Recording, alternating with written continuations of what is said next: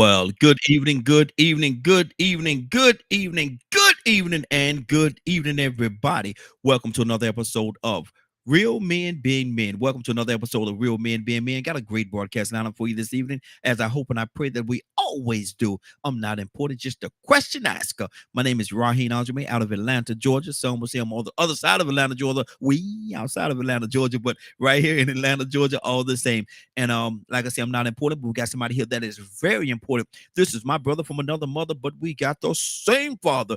This is Captain Leonard. Good morning, sir. How you doing? Good morning, love. Good evening, sir. How you doing this evening? Yeah, blanket, Mr. Monkey, yeah, blanket, Oh, Mr. Monkey, oh, yeah, Leonard, we got this blanket, situation. Mr. Monkey, We got yeah, this situation going on blanket. with your might have to call in, Leonard. We got this situation going on with your with your feed. I don't know what's going on with it, man, but it's doing that mix a lot thing again. It's doing that Sir Mix a lot thing. I don't know. Call in, brother. We'll and what we'll do tomorrow, we'll work on it and see can we get that fixed. See can we figure out what's going on with that. But yeah, Leonard, call in though. We getting that same sound effect that we got the last time. All right, cool beans. Ryan, good evening, sir. How you doing this evening? Doing good. How you doing? Hey, doing good, man. Good to have you. Good to have you. We're gonna kick this thing off, man. And Leonard, hopefully he's gonna call into the phone line. He got that Sir Mix a lot going on, man. I don't know what that was with that Sir Mix a Yeah, lot. got that beat. Talk about the mafia. Yeah, exactly, exactly. But Ryan, what I'm gonna do, man, I'm gonna start this off with you, and I was gonna go another direction with this thing, but I'm gonna start with something else first. But I'm gonna start with this one first. Ryan, life, work, um, personal, or whatever it is. Do you know, and have you always known your worth? My order? Your worth. Oh, my worth. Mm-hmm, No. No, as a kid, you have no idea what your worth is, especially in mm-hmm, the job market. mm-hmm, Um, that takes time and effort and time spent really, in the workforce to kind of come into your own, if you will. mm-hmm, mm-hmm, mm-hmm. What is it that allow you to understand your worth and what you're worth, what you bring to the table, be it in work, personal life, or whatever? What is it that allowed you to understand your worth? I think a lot of it boils down to your peers in the Mm-hmm, workplace. So, like if you working at a certain space and you put in that time and you show that integrity and that willingness to work, um, then your peers start to put that praise on you and let you know uh, how they feel about your work ethic. And mm-hmm, to me, work ethic is everything. mm-hmm. Now, Um, you, if you you, don't you have good ethic, I don't want you. okay. See, you answered my question in one way, but I'm looking for another answer. You answered about people that's around you. We may get to that part. I want to know you personally. How did you recognize your own worth? That you're worth it, that you're not gonna just treat me in a kind of way, or I'm not just another employee here. I'm really worth something to this company. I bring worth.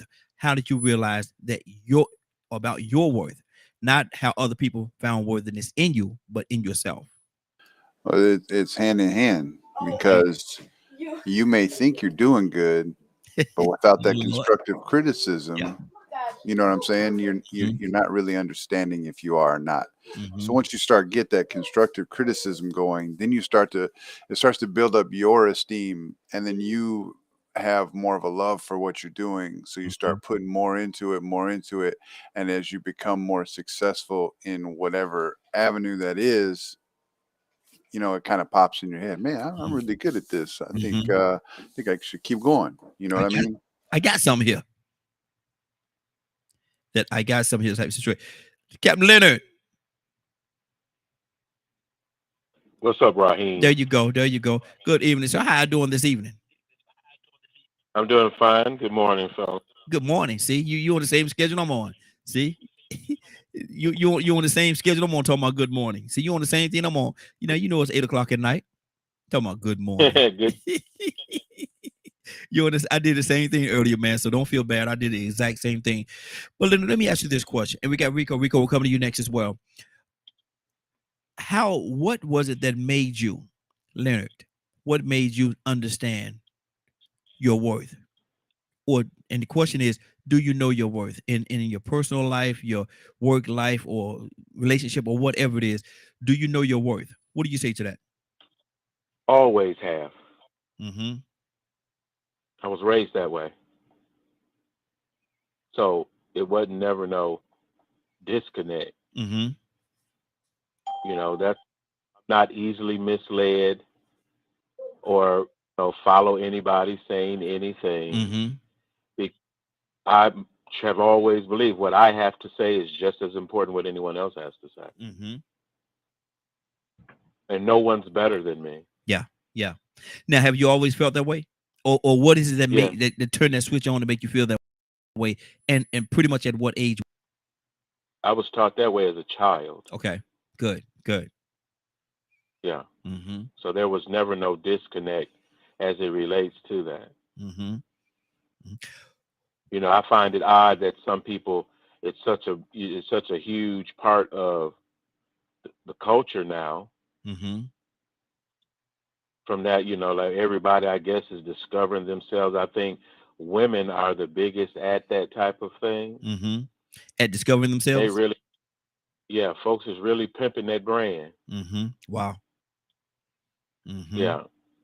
Wow. Okay. That's a very big deal. But I guess some people, like I said, people have come up different ways where they may have felt devalued, or they may have gone through things that have caused them to devalue themselves. Mm-hmm. So I understand why it's become so popular. Wow. I think what was shocking to me is that people had such low self-esteem. Mm-hmm. Leonard, you said something just then. You said that a person devalue themselves. That's powerful. That's a hurtful comment but it does happen. Why do you think it is that a person would allow themselves to devalue themselves? Because it's easy to do. Wow. It's easy to believe that you are less than. Mm-hmm. I guess especially if you have people around you that reinforce that type of belief. Mm-hmm. Like when we get into other conversations related to being Black. Yeah. I don't have no issues with being Black. Mm-hmm. Never have. No. Mm-hmm. I don't know why I would ever think less than unless I subscribe to the BS. Mm-hmm. Mm-hmm. And obviously a lot of people, I guess, have. And that goes right into the worth, because there are some elements of our society. There are some elements of our society. And we got Rico and we have our Stanley on. I want to go to them as well. But there's some element of our society that want certain people to think that they're really not worth anything. How do you handle that? How do you combat that part of it?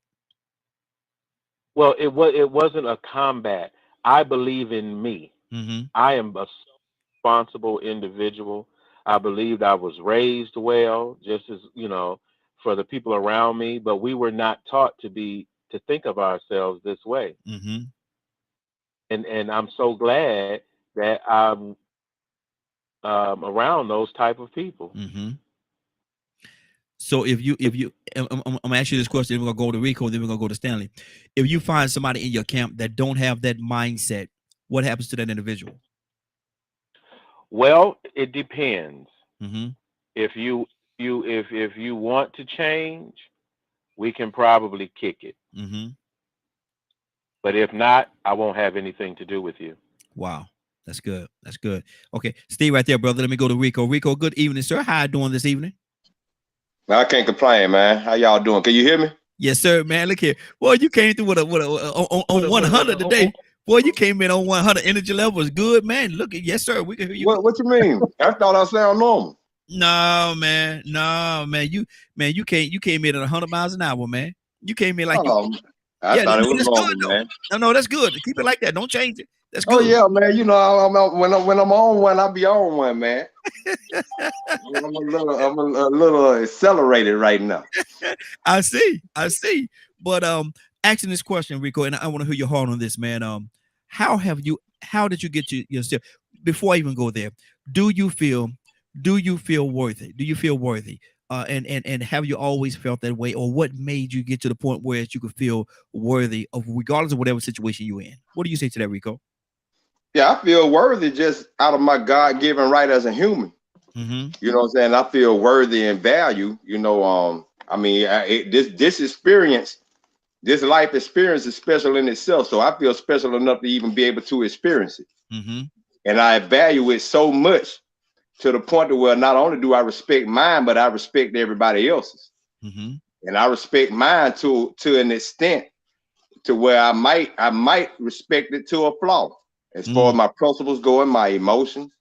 You know, you asked when did I find out my value, or when did I found out the minute I started being discriminated against. And I ain't just talking about in racial ways. Mm-hmm. I'm talking about in any kind of way where I saw people doing things and it looked like something I wanted to do, and I did everything they required for me to do it, and I still wouldn't allow that opportunity.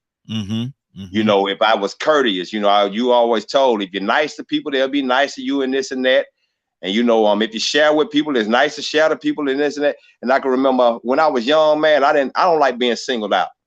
To me, being singled out is discriminating to a certain extent. They sort of related to each other. Man, when I was young, I didn't mind sharing with people. But if somebody came around and maybe they had candy or something, we'd be like 5 or 6 years old. They'd have candy. And they'd give everybody a piece. And I'd be like, hey, can I have a piece? They'd say, no. Guess what I did? Beat them up. Wow. I had to learn to keep my hands to myself. So over time, I had to learn balance, because I value myself so much and I stood on principle so much that my response would be rage and anger. Especially when I was actually done wrong, mistreated in a very, very wrong way. And I wasn't able to do anything about it, which most of the time that comes from people that maybe bullied you, that was older than you. Yep. Your parents, somebody older than you, you couldn't do anything to. You know. So yeah, when I found I was like that, man, at a young age, man, you know. And I can't say that at times I did feel like I wasn't worth certain things, you know what I'm saying, because of low self-esteem. Yeah. Maybe, you know, programming, you know, non-support. But then in other times when I did feel that way, I would find out. Maybe I did ignore it though, but I would find out from others how valuable I was.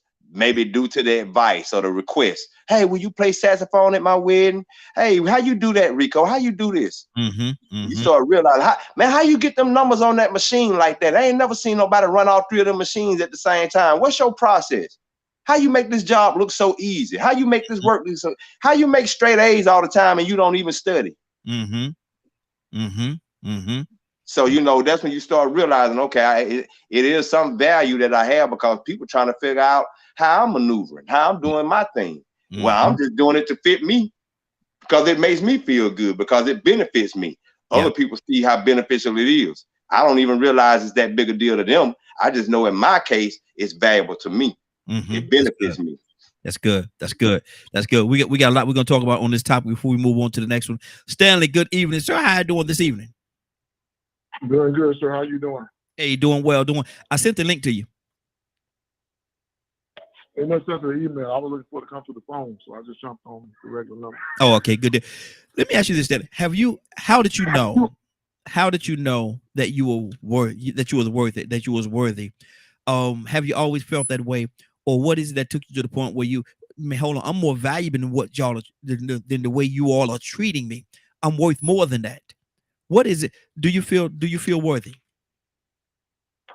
Well, when I was younger, I always felt like not saying better than anyone, but I always felt like I was different. And you know, but I had low self-esteem, and I won't get into why, but I had low self-esteem when I was younger. A lot of folks said I was trying to be, I wasn't dark enough to be black, and I was trying to be white and stuff like that. So that bothered me at my younger age. But 2 things changed. When I was young, I would always sit down and tell my mom, "Oh, Mom, got this idea, that idea, blah, blah, blah, blah, blah." And she hit me upside my head without touching me. She said, "You know what?"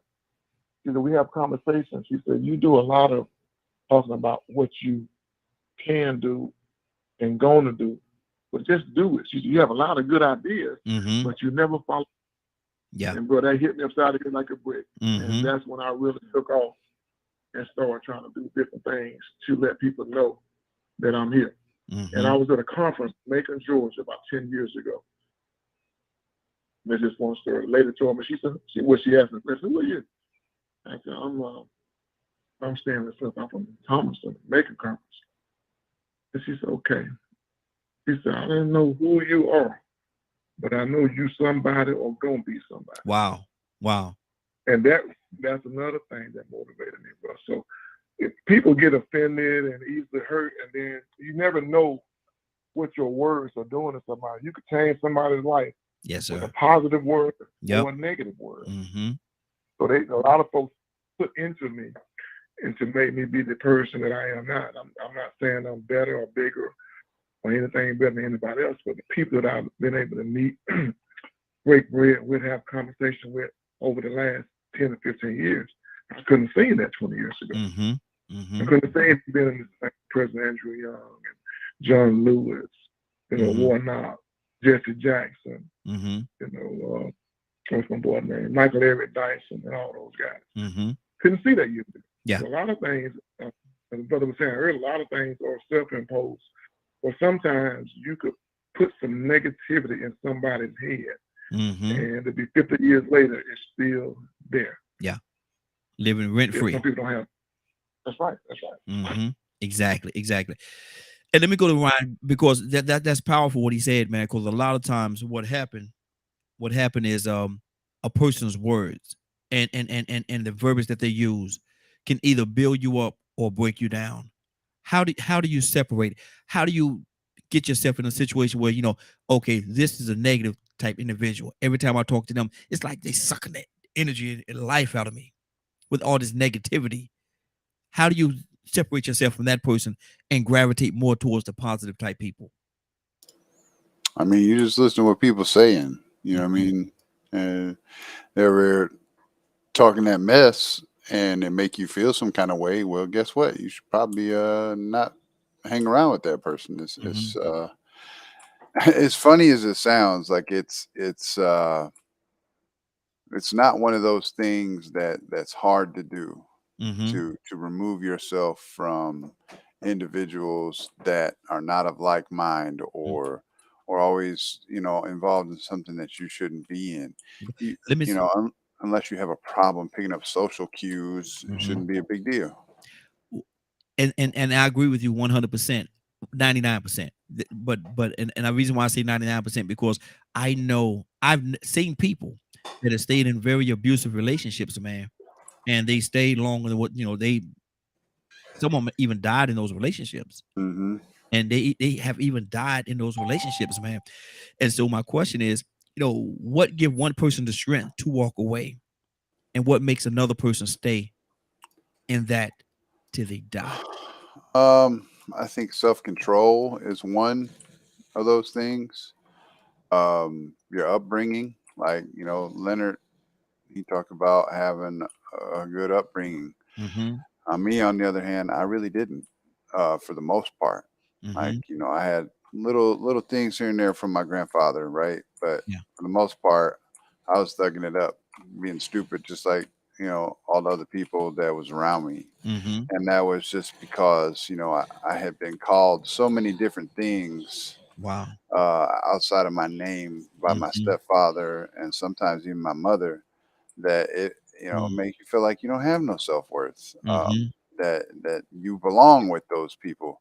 I can't even tell you how many times my stepdad, he called me the N-word.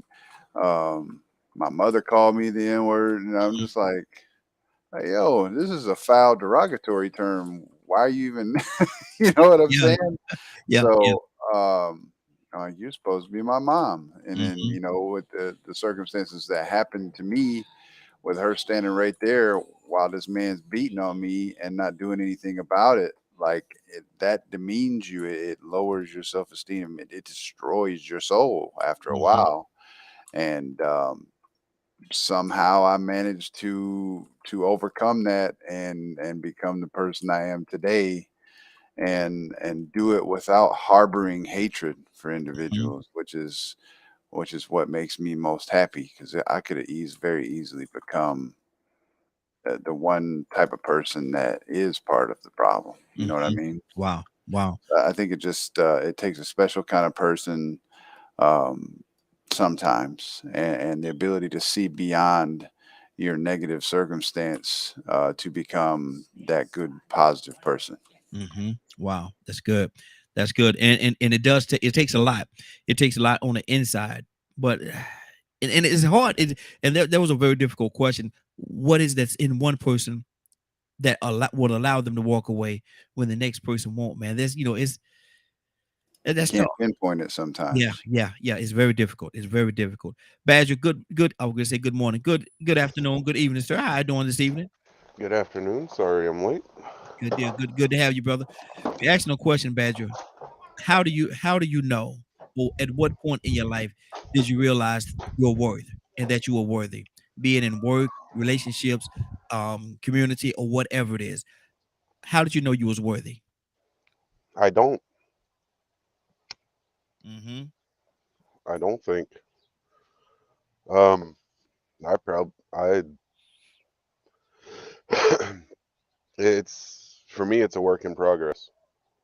Mm-hmm. Um Even at this age? mhm, Okay. absolutely. I'm not afraid to acknowledge it either. Mm-hmm. That's good. That's good. Um and to me that's part of, you know, going seeking therapy, introspection, working on self is acknowledging and accepting that we have these struggles Mm-hmm. that Okay. we are to work through. Not hide from them, not drink Mm-hmm. away the problems, not go get high and run from them. Accept them, work on them. Mm-hmm. Um, Is it easier said than done for some than others? absolutely. Mm-hmm. Not everyone has the same thought pattern, same drive, motivation. Some need more, some need less. Mm-hmm. Um, I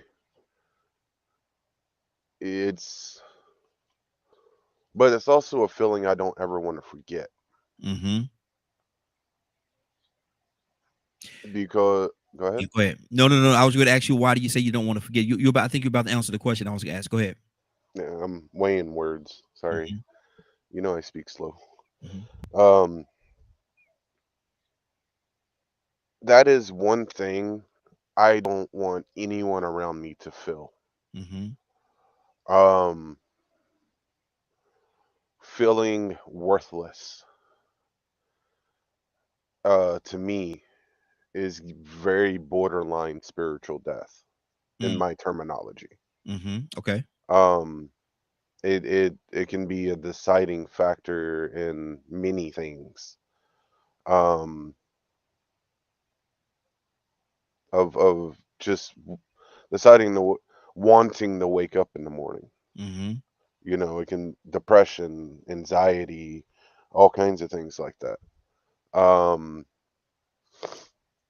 you know, Captain D, you know, me and him's talked a few times, and it's it's hard because there's always different variables that people go through. Mm-hmm. You know, we have different struggles depending on where we grew up, where were we born, how were we born, what were our parents like, what were our community like, and so on and so on. You know, life of and within itself. And not only is it our environment that can add to the ebb and flow, the give and take of, you know, are we worth something or are we not? Mm-hmm. You know, and then you've got two different sides of a coin in society of, you know, here's this participation stuff. And then, you know, here's this, oh, that's all you got. So like everything is an ebb and flow Mm-hmm. to me, or at least through my eyes. And then you just have to weigh within oneself of, you know, what is worth holding on to, what is worth letting go. And I don't think you can truly let go there will always be a memory. It's just altering the reaction you have to that memory. Good deal. Good deal. 508-924-3521. 508-924-3521. Cornelius, good evening, sir. How you doing this evening? All is well, my brother. It's one of them nights here at work, man. There you Busy go. night. There you go. Hey, you got it, man. You got it. We got the right man on the job. I'll tell you that. Cornelius, how did you realize, and at what age did you realize, or have you even to this point realized that you are worthy, that you are worth it in When life? I got saved, Okay. when I got saved and accepted Christ as my Lord and Savior, that's when I felt my worth, because He said I was worthy. Okay. But it's saying that as I was listening to some of the fellas that they was going forth, I began to, one of the things that I was studying on this, and I was studying on strongholds and looking at some of these things that people deal with in life. And one of the things in our Black community, this goes back to the slave mentality, because parents are raised, when they were coming up, a lot of parents were coming up, and and I'm basically going from my own personal experience, but what I've seen over the years as well in our generation. It's been parents that where they figure if they browbeat their child, it's supposed to motivate them. Yeah. But what they don't realize in that aspect is it has an opposite effect on them. It brings their self-esteem down. And it makes them feel worthless. Like when you calling your child the N-word, when you're doing all these different things and putting them down, or even using profanity, like I mentioned a while ago, you're speaking curses and you're speaking negativity, because that doesn't build a child's esteem up when you cussing them out. So you got all these different things that's going on in our general community. I know it's all over in all the races, but this is what I know of for a fact. So we'll put our children down and make them feel bad and all this stuff, and then make them feel worthless. So then what's the tentacles connected to that? You got hopelessness. You got codependencies. You have fear, which leads into anxiety. You have depression. All these tentacles that's connected to making a person that feels that way. And then if you don't feel worthless, if you feel worthless, you're within yourself. You're not going to deem nobody else worthy because you don't feel worth yourself. And that leads into stuff like, what's the tentacles connected to that? That leads into murder. Because you're not only when you're feeling like you don't feel like worth nothing, you don't believe that person is worth nothing. So I can take their life easily, because if I ain't worth nothing, they ain't worth nothing. Wow. Now, in the spiritual aspect of it, here's the backdrop. According to Scripture, one of God's 10 commandments: love the Lord thy God with all thy heart, soul, and might. Now, Jesus said it like this. He said, love thy neighbor as you love thyself. Yes. So if you don't have self-worth in loving yourself, how you gonna love your neighbor? Because you all these are connected. And like Cornelius, I what do you mentioned think? before, What do you think it is? Man, Okay, Cornelius, what spirit, soul, and body. Okay, Cornelius, what do you think it is? In the man's thought pattern leads into a lot of different things. So if you feel like you're not worth it, Cornelius, you're not going to feel like nobody else is Cornelius, worth it. So that's just my thought. Okay, Cornelius, what is it in your estimation? What is it that would make a person feel invaluable? What is it that would pour that negativity into their lives? By some of the things that they go through. When you start experiencing bad things that where you just feel like there's always something gonna, in your mindset, you feel like I'm never gonna accomplish nothing. I'm never gonna be nothing. This thing always happened to me. You're always looking for something negative to happen. You never, or we'll just put it as I'll use these technical words. You got pessimistic people and you have optimistic people. Okay. But you have also, if you look at more people that's more pessimistic, then that's the area what you're talking about. But when you're optimistic, you changes the whole atmosphere around you. Your whole atmosphere change. So then things that when you're optimistic, positive stuff will come your way. But when you're pessimistic, you're always going to receive negativity because you feel like you're not working, you can't come out of whatever situation that you're in. And that's just my thought. Good deal. Good deal. We got a few people. Badger, he wanted to comment on that, but I want to touch everybody that's on here and let you all know. TikTok, we see that you're on here as well. We're definitely good to have you all. Welcome each and every one of you. This is Real Men Being Men. We're here every Tuesday night from 8 o'clock to 10 o'clock p.m. Eastern Standard Time. This is a platform where men come together and we talk about men issues. So the phone lines certainly are open. 508-924-3521. 508-924-3521. Captain, good evening, sir. How are you doing this evening? Hey, peace to you, Brother Raheem. Hey, peace. And to the mighty men of God. Absolutely. Absolutely. Got a question for you. At what age, Captain, did you realize that you were worth it? That you were worthy?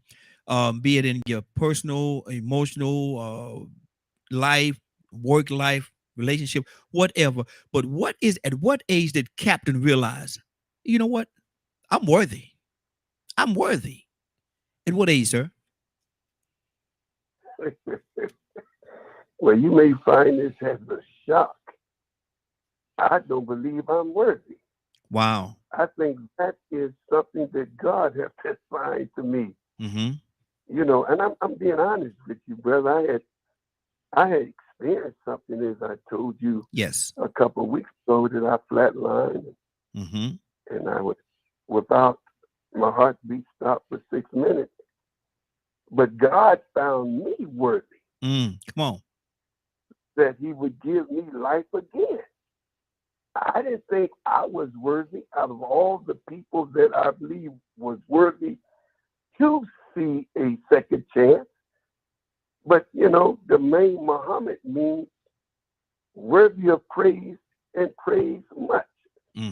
But, you know, I'm saying that, Brother Raheem, seriously, because, you know, I keep myself, you know, in a very humble state because I'm constantly trying to make myself worthy. But only God can assign am I worthy. I can't assign it to myself because I will always look at me as falling short of the glory of God. Come on. So I let God find me worthy. I work hard to make myself worthy. But, you know, let me say this. You know, one's commitment, one's value and worth to life is only equal, Raheem, to your commitment to life.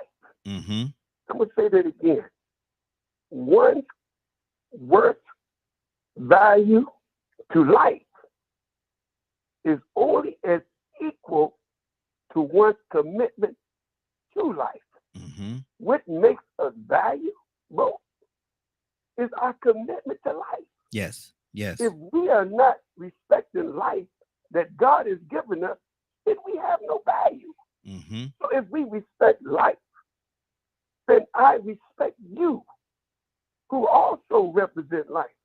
So we have to be respected. So I can't sit there and smoke a cigarette that I know that kills me or would bring me to an early demise and say I love life. Yeah. I can't shoot dope in my arm. Come on. And then say all of a sudden I'm worthy of life. I can't drink myself to become an alcoholic and say, hey, dude, I'm appreciative of life. No. You're only as worthy, or well, let me say, you're only as valuable as you are to your commitment to life. And when you find people who are Christians, who are Muslims, who are committed to life. Jesus says, I'm not the God of the dead. I'm the God of the living. I come to give you life. Yes. And give it to you in abundance. So when we are committed to life, that which makes us valuable.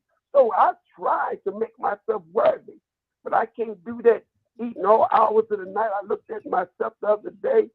Lord have mercy, man, I got to lose this weight. I got to show God. You want to be both. That I'm worthy to be able to live on this wonderful earth that he gave me a second chance. So I have to make him know I believe I'm worthy by how I'm committed to life itself.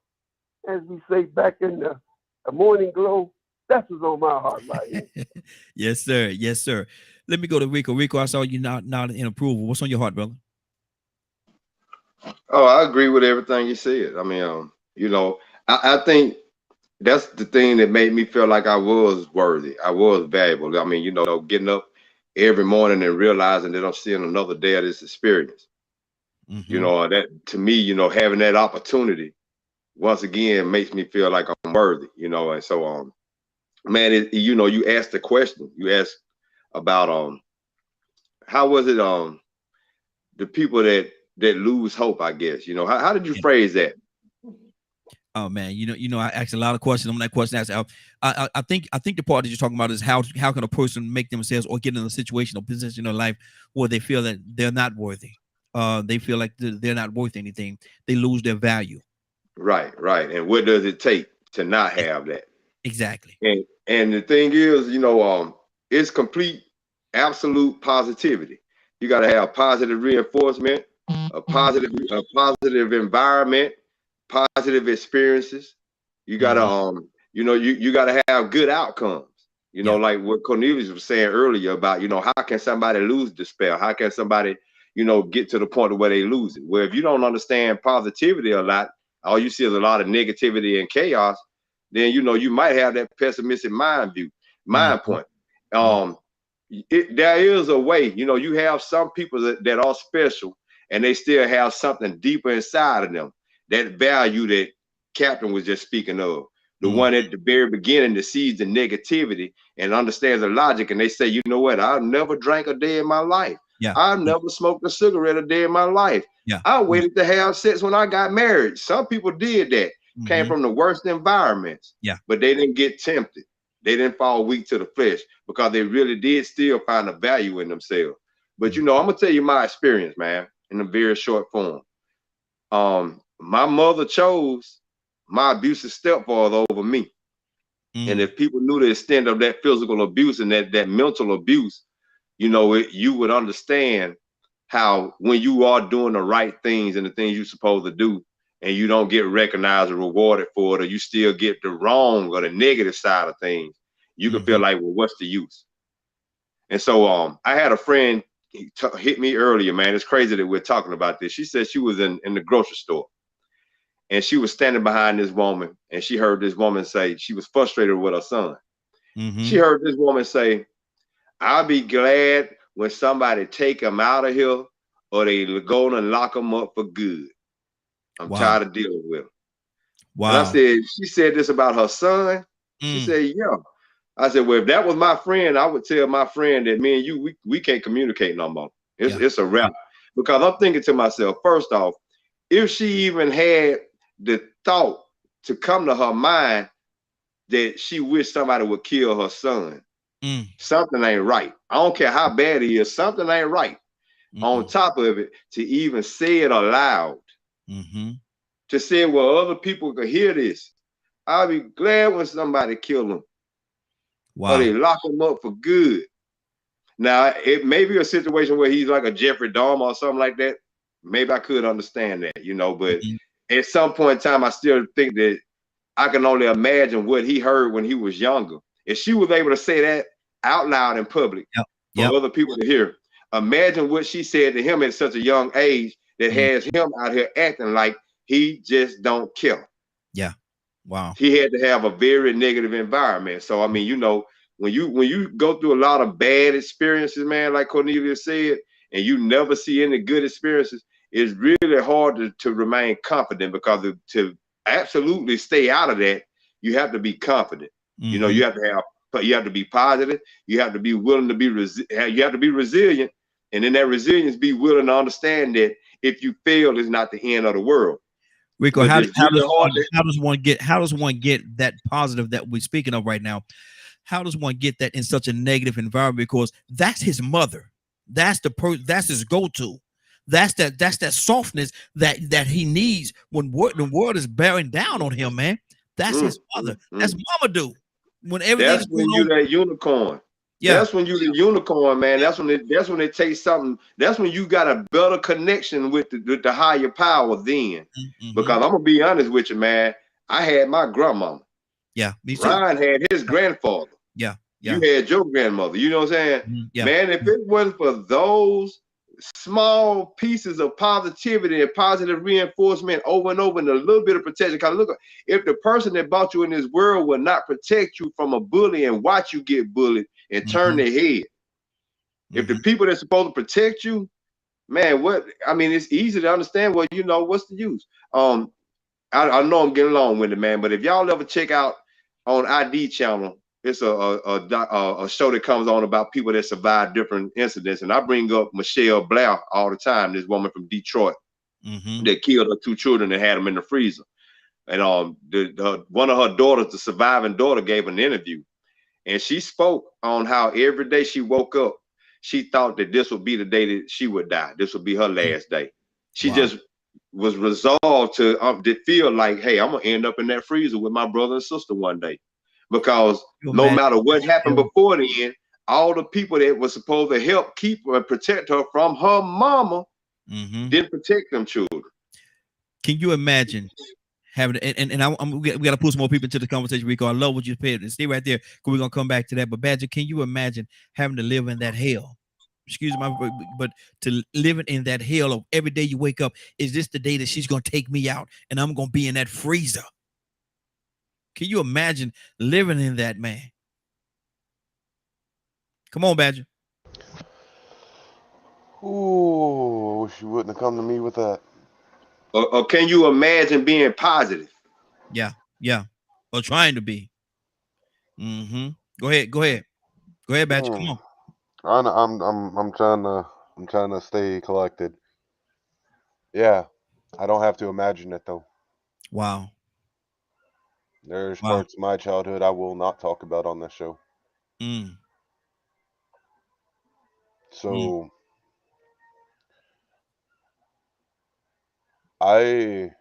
some people can hear the pain in my voice, and others say I'm overly positive.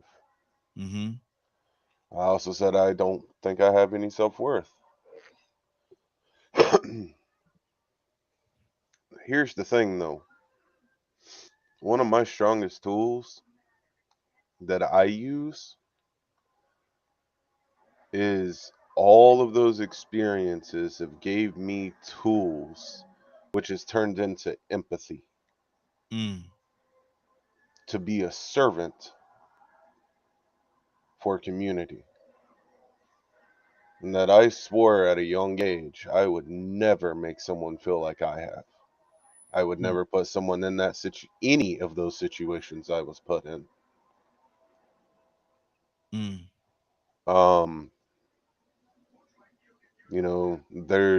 There's a lot of times we're hearing certain stories. I hate it when Rico brings up that story. It hits too close. Wow. Because you have to, that's the thing about the Morning Glow too, is it needs to come with a warning sometimes about trauma triggers. Yeah. And it's just a respect thing to let people know that some of our topics can hit close to home. Or some of the stories or personal experiences we have.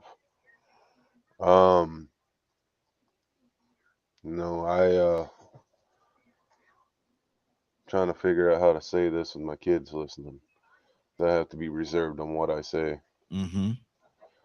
Some things they shouldn't be exposed to, you know? Yeah, exactly. It's hard. But it's not. Mm-hmm. I know that sounds like a contradiction, but it isn't. It's taking a tool of introspection and looking within yourself and go, why was I put in these situations? Mm-hmm. And then teaching your brain to go, thank you for this experience. And that's the hard part. Because sometimes for us to understand where or even come close to how someone else feels that's been in those situations, sometimes we have to experience it ourselves to How do you truly be able to relate. how do you separate your physical from the emotional pains that goes along with it? The physical, How do you separate your physical, your body, and everything that's on your physical from the emotional side, the emotional pain that goes along with the hurt that you sometimes feel? well, that's the thing. My emotional pain never goes away. Mm. I just constantly put good thoughts in my brain. Mm-hmm. You know, the blessing of being married to an amazing woman, to amazing children, 3 amazing children. Mm-hmm. Uh, the fact that I have the privilege to be on here, to share the knowledge that's been passed on to me, and to be a servant. Mm-hmm. You Mm-hmm. know, I don't, all of my experiences, I guess, in a way, I was blessed and cursed, depending on how a person wants to look at it, Mm. of not having that thought of being worthy or I am owed, Mm-hmm. but Wow. keeping and holding on to, I am only, I am a vessel for something greater than I. Mm-hmm. That's good. That's good. So I will be here for as long as I am needed. Mm-hmm. And I have used that as a tool since I was about 6 years old. Mm-hmm. Wow. And how old are you now? I turned 37 Monday. Wow. And happy birthday to you, brother. Happy birthday. Wow. 508-924-3521. 508-924-3521. Cornelius, talk to me, brother. You know, also too, when I was saying earlier about I feel worth, I'm glad Cap said what he said, because that's basically, he went a whole deeper than the time allowed it for me to speak on what I was saying as well. I believe worth is only through my life in Christ Jesus, because before I got saved, I didn't feel worthy. Mm-hmm. Before I accepted Christ, I didn't, because, man, I'm gonna tell you, man, when my parents died when I was in my 20s, early 20s, I was lost out here, dog. When I tell you I was lost, I was lost. I had everything I had was all into my mother or all into my son's mother. And putting all my trust in people, knowing, not realizing that they're going to leave you, one shape, form, or fashion, Mm-hmm. was devastating for me. And I never got a chance to build that relationship with my father, because growing up as a young man, I didn't establish a strong relationship with my father, because he attacked me so much when I was a child that, I mean, don't get me wrong, we were cool, but I didn't have that relationship with him. Mm-hmm. And I didn't want to be around him all the time. I was all about me. And when I finally decided that I needed him to help me grow as a man, he died at an early age of colon cancer. So now I'm out here lost, and I'm walking around here hopeless. I get codependent on a woman that was out here very promiscuous, bringing me home sexual transmitted diseases, that was dealing with abusive relationships before she got in hooked up with me, and then it passed on to me, and all these different things. And then, because I experienced that bad part of a relationship, the first woman I ever thought I was in love with turned out to be bad. So my experience was all women are like that. Wow. So no woman is worth love. I received the love that I have to give because I received my mother done passed, and all the love that I had from my mama went to a woman that cheated on me. You know, and so then I'm like, okay, so now I'm running around here sleeping with women, dogging them out. Next thing I know, I don't want no one. These women come up to me talking about they pregnant. I'm like, I can't afford to take no care of no kids. Now I'm looking for abortions, aborting babies, because I didn't feel. Now I'm walking in sin, going down a bad path to the point to where I'm ready to kill myself. Hopeless. Ready to take a whole bunch of pills and when all my love went to a woman that cheated on me, and I told her, put a gun up to my head, my 38 pistol, while she's sitting there and I'm sitting on the couch. I'm telling her, if you leave me, I'm gonna blow my brains out. Really? I didn't feel worthy. Wow. All this stuff that I was doing when I was out there in my time, living a life of sin and corruption and walking in hopeless and unworthiness, and to now see another side and to receive the wife that I have, to accept me for my shortcomings, to where God blessed me with the wonderful wife I have, with the awesome leadership that I serve under Pastor and Bishop and Pastor Ernie Bell, that love me and respect me as a man and also as a man of God, to serve with my brothers, and then throughout my life run across my brother Raheem, a Praise good God. dude. Never thought I'd run across a brother like you, man. Praise God. Because if I was still in the world today, I never would have met you. I'd probably be dead and gone by now if Christ don't make me worthy. Run across brothers out here that where I can conversate, and then run across people. And I'm gonna end it with this, man. And guys talk about serving in the community. When I used to go to Atlanta Live, Doc, I was on the prayer line, leading prayer. People calling in. A guy calls in, man, asking for prayer, thinking about suicide. And now watch this, how God did that. It was the same situation that I went through. Wow. I had to call the prayer line, and the woman of God prayed for me and helped me out of that depression. So I'm about to kill myself. Now this guy calls in, and I pray for him years later to help him out of the depression that he was in, his unworthiness, his hopelessness, and praying for that brother and get his breakthrough. That's what we're talking about when God makes you worthy to help others when the time comes. And that's just my thought, man. I'm sorry if I was long. No, that's good. That's good, man. I appreciate you sharing that, brother, because I'm gonna tell you something. What you just said gonna help somebody in some kind of way. It's gonna really help somebody in some kind of way. And so thank you, brother. Thank you for your transparency. Stanley, what's on your heart, brother? Talk to me.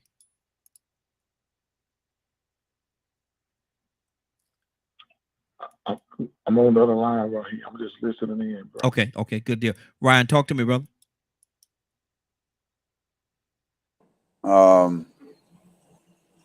Yeah, it's sometimes hard to talk about your past, especially on a public platform. But that's one of those things that I've learned becomes a sort of help to you, because, like you just said,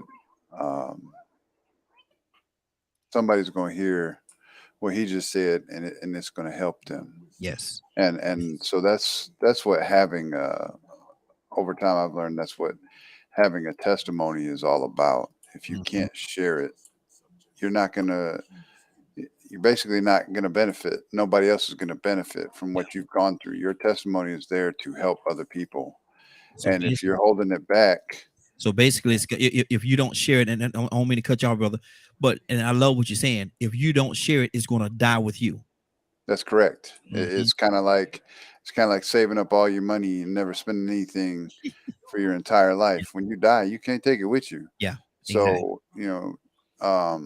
your testimony is there. The purpose for your testimony is exactly what I was saying. It's there to benefit and help somebody else that's possibly going through something the same or similar to what you've Mhm. gone through in your life. Mhm. So you're really disobeying um, God in a Mhm. sense by holding back your testimony because that's why He gave it to you. Exactly. That's good. So, um, proof in the pudding right there is when I was actively in the church doing things before I got out of that life. Um, I told this before. I got paraded around as I was some sort of trophy win for these people because of my background. And people would ask me, now that you're saved, are you going to remove your tattoos? And I would always say, for what? Mhm. Yeah. Well, what do you mean for what? You don't need those markings on you anymore.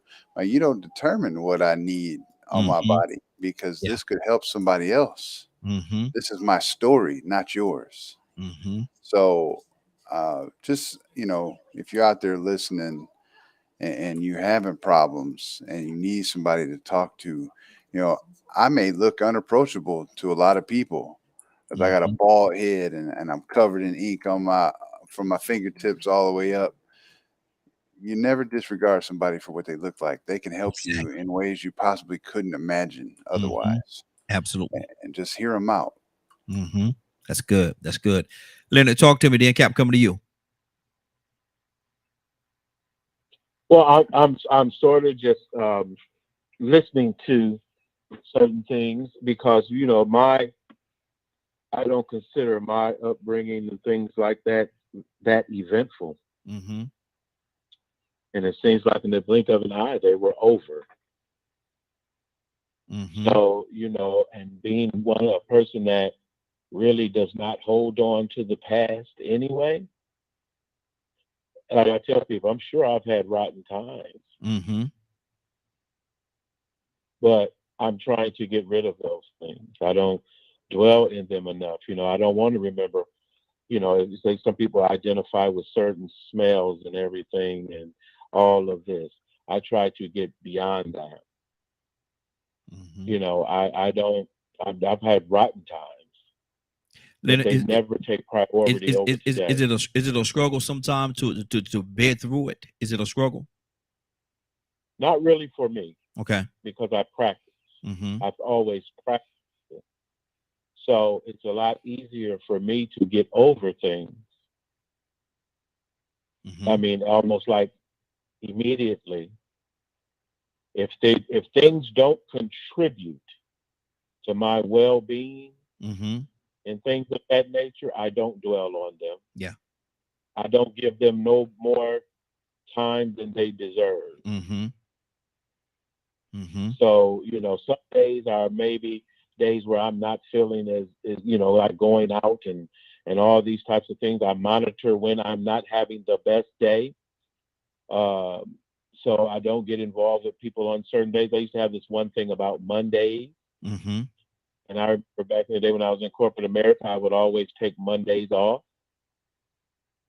because that was going to be my time for myself Mhm. that I had chosen. And, I've been in therapy since 2007 for different things, and I've always done that. So I'm more on the solution side of things. I don't Mhm. believe in giving any just due to those things that take away from me or subtract from me. Absolutely. Absolutely. That's good. That's good. Yeah. Cap, what's on your heart? Man, let me say this. Dr. Leonard, you my man's in them. That's what we said in New York. He's my man's in them. Mhm. Appreciate you, Dr. Leonard. And Cornelius, my God, that's a mighty testimony, brother. And now I'm sure every man on here and all those who listen really appreciate, you sharing that with us. You didn't have to, but it as brother as Ryan said, you know, it's going to help somebody, man. Yeah. That's what life is about. Life is a testimony. You know, I mean, every one of us, you know, in our experiences is something that if we was to tell our story, it would touch somebody. And then it's similar to something someone else has gone through. We really appreciate you, Brother Raheem, giving us this platform for us as men. I'm sure women are listening in. But, you know, most women think that men, you know, is too macho to express, you know, sentimental or very emotional feelings. And I think that's the greatest part of being a man. Is to be able to share your feelings and not be intimidated or being threatened that it's taken away from your man or your masculinity. Yeah, exactly. I think that with the question that you asked, I think everybody on here, and this is me speaking, I think, man, our value is right now. You know, what we're doing right now is presenting a value of us as men sharing our personal experience. And I'm moved by what Kania said, because I didn't want to say, you know, but I don't know if every man had the experience that he had with that woman, but I heard the minister say, Brother Farrakhan said, if we didn't know who God is, we would worship the woman. She's a very powerful, powerful co-creator of God. And man, she can have any man turn upside down. Some women could cause a man to change his religion. But when you find yourself giving more attention to a woman than you do God, then you become chastised by that woman. And that makes you go to God and say, oh Lord, if you just take this feeling. Now, I don't know about every man been on this show, but I tell you one doggone thing. Every man, any man that had his heart broken by a woman, he don't get his heart broken twice. We take a heartbreak so bad that women may go through heartbreak 2-3 times as they go through life. But a man, all you got to do is break my heart one time, man, and that's it. You know, because now you really see that you are vulnerable. And now you really see, man, that you ain't all that in the bag of chips you think you are. When you start crying and sniffling and, you know, you don't want nobody seeing, and you can't eat, you can't sleep. You know, every song reminds you of her, and every smell reminds you, hey, man, I've been in that. To be honest with you, I think that's hell. I've heard the Honorable Elijah Muhammad said a woman can give you heaven or she can give you hell. And Lord have mercy, I experienced that. And when Kania said, he said the woman brought home to him a disease. Well, normally we always bring home to the woman the disease. But thank you, Brother Cornelius. We really appreciate your honesty and we value your testimony. Absolutely. And thank you, brother. I don't have no more else to say, but I'm waiting for the next topic. All right, that's all. Absolutely. Good deal. And we're going to go to that. But Rico, did you have some on your heart before we go to the next topic? I don't even think we got room to go to the next topic, man, because I don't think everybody really got it. You know, and you know, Badger said that story that I bring up is hard to sort of, you know, listen to, and it triggers things. And then he came right back and told something traumatic that happened to him. You know, I noticed sometimes we like to always bring it back to ourselves and give our testimonies, and we don't ever really relate to the other people. And so then a comment was made that Great Spirit always provides a way through struggle. So now I'm gonna go back and tell that story again. That girl said when her mama killed her sister, this is the second child she killed. The first one she killed, she made her kiss her brother before he died and took his last breath, but she watched him take his last breath. Then the mama went right back a couple of years later and did it to the sister. And she said when she put the sister, she made her help her put the sister in the freezer. And when she looked and seen her sister wasn't dead, she put the bag over the sister's head and then said, well, don't worry about it. She ain't gonna make it no way. And she said she had to close the freezer lid down on her sister, with her sister looking her in her eyes, and then with her last memory. Wow. That is not true. Wow. Everybody don't get provided a way out. Some rotten times don't compare to some extremely horrific rotten situations that some people go through. Some of these things are so impactful. You have people that they call feral children that have been raised in cages with dogs, and when they get out of that cage, they still can't act human, because that's what it does to the brain and the human flesh. And we just gonna go ahead and brush it all off like everybody don't have an escape. That girl said she got to live every day knowing that her sister looked at her. She had to sleep every night knowing that she helped kill her sister to a certain extent. And she had to live with that horror. She didn't have an escape. That's why I tell other people's stories sometimes. That's the reason why I don't feel like I'm worthy, but then sometimes I do feel worthy, because I'm able to be that person that can stop a person from committing suicide, and I didn't even know it was that serious. If I hadn't have been there, that would have happened. But I know worse stories than that where somebody wasn't there. Somebody wasn't there for that girl or her brother and sister. Not Great Spirit, unless that was Great Spirit's intention, was for them to be killed like that by their mama. And this happens on a regular basis. It happens on a regular basis. Parents killing their children. They don't have no escape.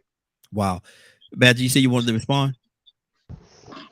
See, that's a huge debate in the spirituality of things. What's the debate? Why would God allow that? Or Great Spirit, or whatever you want to call them. And sometimes the sharing of a personal story, when you're being told that person's story, is not an ego trip. It's not a mine's worse than yours thing like some people like to take it as. It's, I understand. I relate because of this. How do you feel? It's presentation, it's perception, different people's opinions, different people's approaches.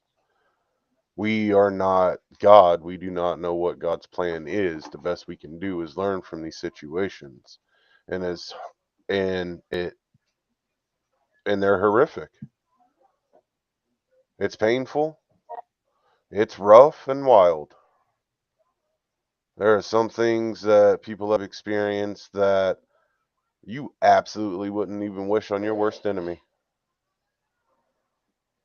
At all. I've never talked to that person. That's not a story I'd go look up, because I know they exist. And unfortunately, it's one of those things that young lady has an experience that we don't. But I know she'd have empathy if she was talking to a soldier that held his friend that died in his arms, that he couldn't save. Badger, with all due respect, brother, we can't speak for her because we don't know what she. No, I understand that. Yeah. I'm talking about empathy. And I'm also coming from a different perspective of why I made the comment. Great Spirit always does something. It either is death taking the person out of that experience.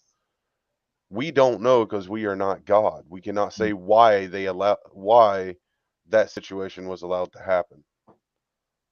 But the people that survived it are alive and sharing their story and having to live with the trauma that comes from it. And as Rico said, there's many people that go through those situations of that extreme, that type of horror. Okay. they'll be able to make a group to be able to talk about it. Okay. 508-924-3521. 508-924-3521. Give us a call. We got a lot going on. Okay, Cornelius say you got to get back to work. Go ahead, brother. Cornelius, what's on your heart before you get out of here? Hey, first of all, I just want to acknowledge the fellas as well. Before I get ready to go, just always is an honor to get on here with you guys, man, when I can. Yes, sir. Honor. Raheem, this is a awesome topic that you brought up, bro. And like Badger said, everyone's experience is different, and we express. And I love how he put that to say that it's like I understand. And I be telling people that in the church all the time when we talking in Sunday school and Bible study and whatever. I tell them all the time. When I bring up my stuff, I'm just bringing it up to let you know I understand. I know I get it. My situation may not be like yours, but we all been down some shape, form, or fashion. I know a lot of people don't understand and believe what the Word of God tells us, but I do, and I truly believe where it talks about in Scripture. It says that the devil walks about like a roaring lion, seeking who he may devour.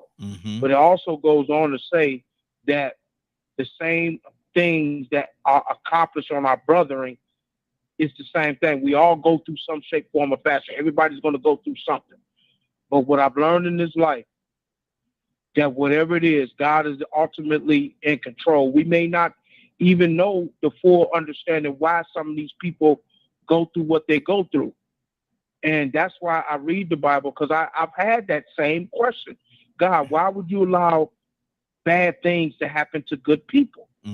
And what I've learned is I look back at the story of Job, and I began to read and really meditate on that. And that is what they call the wisdom literature. It helps give a clearer perspective on why things happen in life. These is just the corruption of our sinful nature in our world. Bad things are going to happen, but just know that he's in control.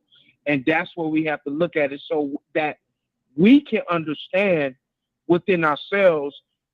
Try not to build anger, animosity, or hatred toward that situation. Just know and accept that God is in control. And that's how we deal with these things in life, man. And that's the way I see it. And that try to keep my heart pure and honest, because I've had anger and hatred towards situations and towards, because like I said, I wanted to kill my child's mother for cheating on me, and was on my way to do it. Wanted to take her out. But my car wouldn't start. God kept me from going there. So these are the things. I wanted to kill people for stealing from me, but my gun jammed on me. All these different things that happen in our lives, man, that we go through, that we just got to understand that God is ultimately in control of all this. And man, I just want to acknowledge you guys. Thank you for everything, man, for all that y'all say, all that y'all accomplish. And I continue to pray God's blessings over y'all lives. Appreciate you, and brother. y'all different perspectives and areas that y'all reside in, man. And Raheem, brother, I love you, man. Love you too, brother. And I say that genuinely as a brother, man. Absolutely. Not because I ain't no punk and I ain't sweet, but I just a genuine man, respect and love and honor for who you are as my brother, man. God bless you, man. Hey, God bless you as well. Love you as well, brother. Man, we y'all want to continue on this right here? Y'all want to move to something different? Something different. Okay. Hey, I need to hear what Cornelius just said then, Raheem. What? No, especially on that end part about people, how you feel about people when people steal from them. Yeah, exactly. Man, the universe works on it. It worked on it. Exactly. It goes full circle, man. It goes full circle. It really does.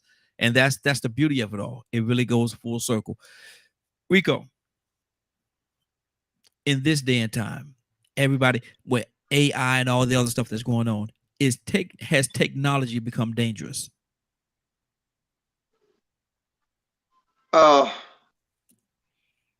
it can be dangerous. Mm-hmm.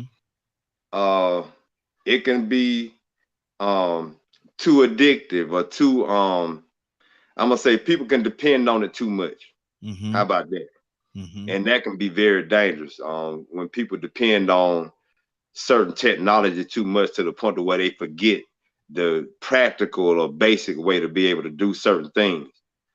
Hey man, this is crazy. I just had this conversation with somebody else earlier too. You know, being able to do some of the basic things that people did in the past before we had all these luxuries and all this technology, you know, all this air conditioning.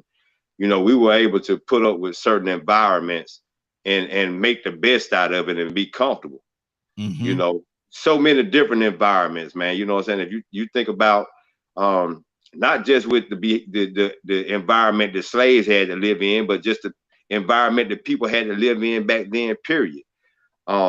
And I think what made me go in this direction about that technology thing is the fact that we start somehow losing the value or the purpose of certain things because we get so used to the reward or the convenience of AI and technology Mm-hmm. to the point where now AI will do your thinking for you. Yep, exactly. If you ain't careful, Yep. AI will start telling you what is expected, the standard for being a human being.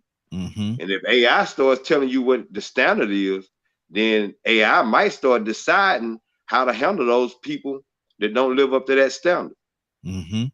You know, because Say this. we don't Hold on, have Rico. no, Let me we jump take in. the human element from it.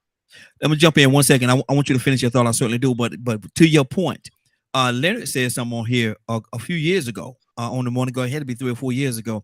We was talking about the justice system during that time, and he said what we need to do, and it's quite interesting that we're here. He said what the legal system need to do, and he's here. I want to go to him and make sure he could clarify. Cause I might fumble a little bit in my presentation of it, but he said that he would like a system, a justice system, where you write the stuff on a paper.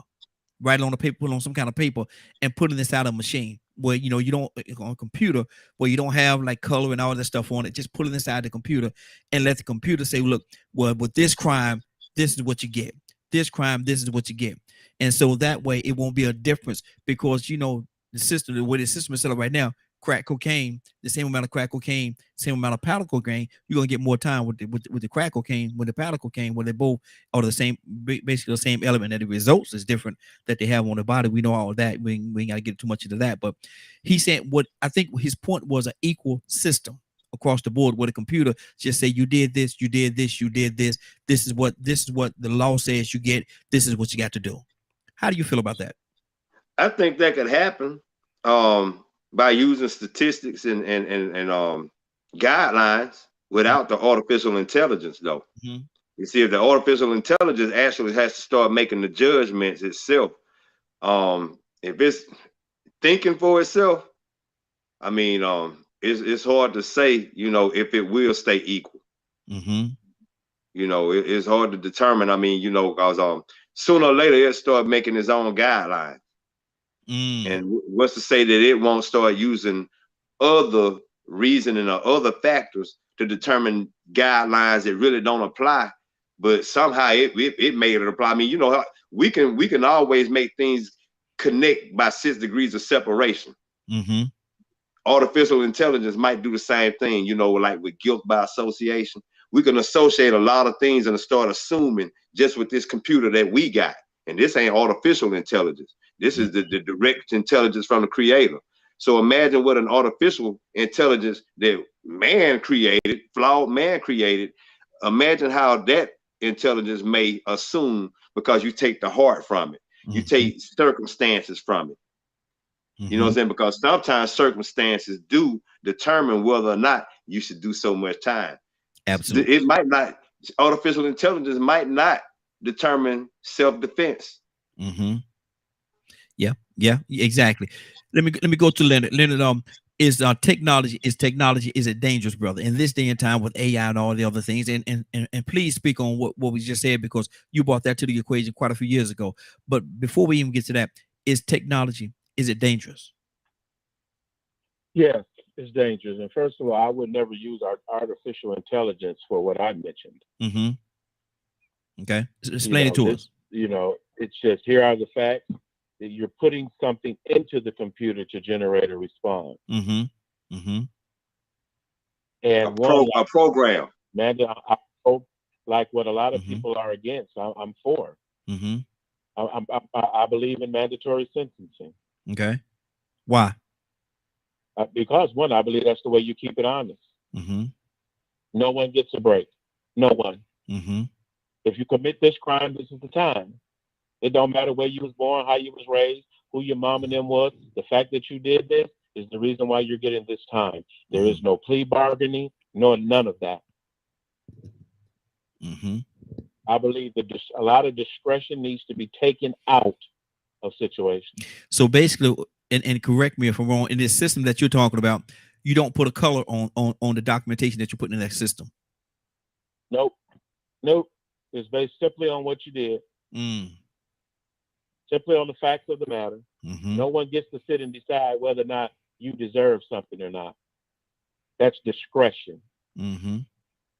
And all judges have it. And until you take it away, you'll never have equality. Mm-hmm. Okay. Because each man will determine what he sees fit. Mm-hmm. And there's no way to develop consistency this way. So we have proven that we can't do it. We have proven that some people benefit from it. And all the very same people that will say they ain't for something, as soon as they get in trouble, now they for it. Mm-hmm. And a lot of people, they have very distorted views of how the law should be applied to other people. Mm-hmm. Mm-hmm. Wow, that's good. So when we get into that is where we start making all of these mistakes. Mm-hmm. So technology is that nature. So technology is dangerous. Oh yeah, technology can be very dangerous because the very reason for technology could be for a unethical purpose. Like weapons. Weapons are developed for unethical purposes. Mm-hmm. And the purpose is to kill as many people as efficiently as possible. Anytime you think it's anything else, mm-hmm. you're just making it up. That's what weapons of mass destruction are for. Mass destruction. Mm-hmm. Okay. So, you have to be very careful that you don't get caught up into your feelings because your feelings change like the wind. Mm-hmm. Good deal. Stay right there. Let me keep this thing going. Ryan, what do you say? Is technology dangerous in this day and time where we are, AI and all the other stuff that's coming across the board? Is technology dangerous?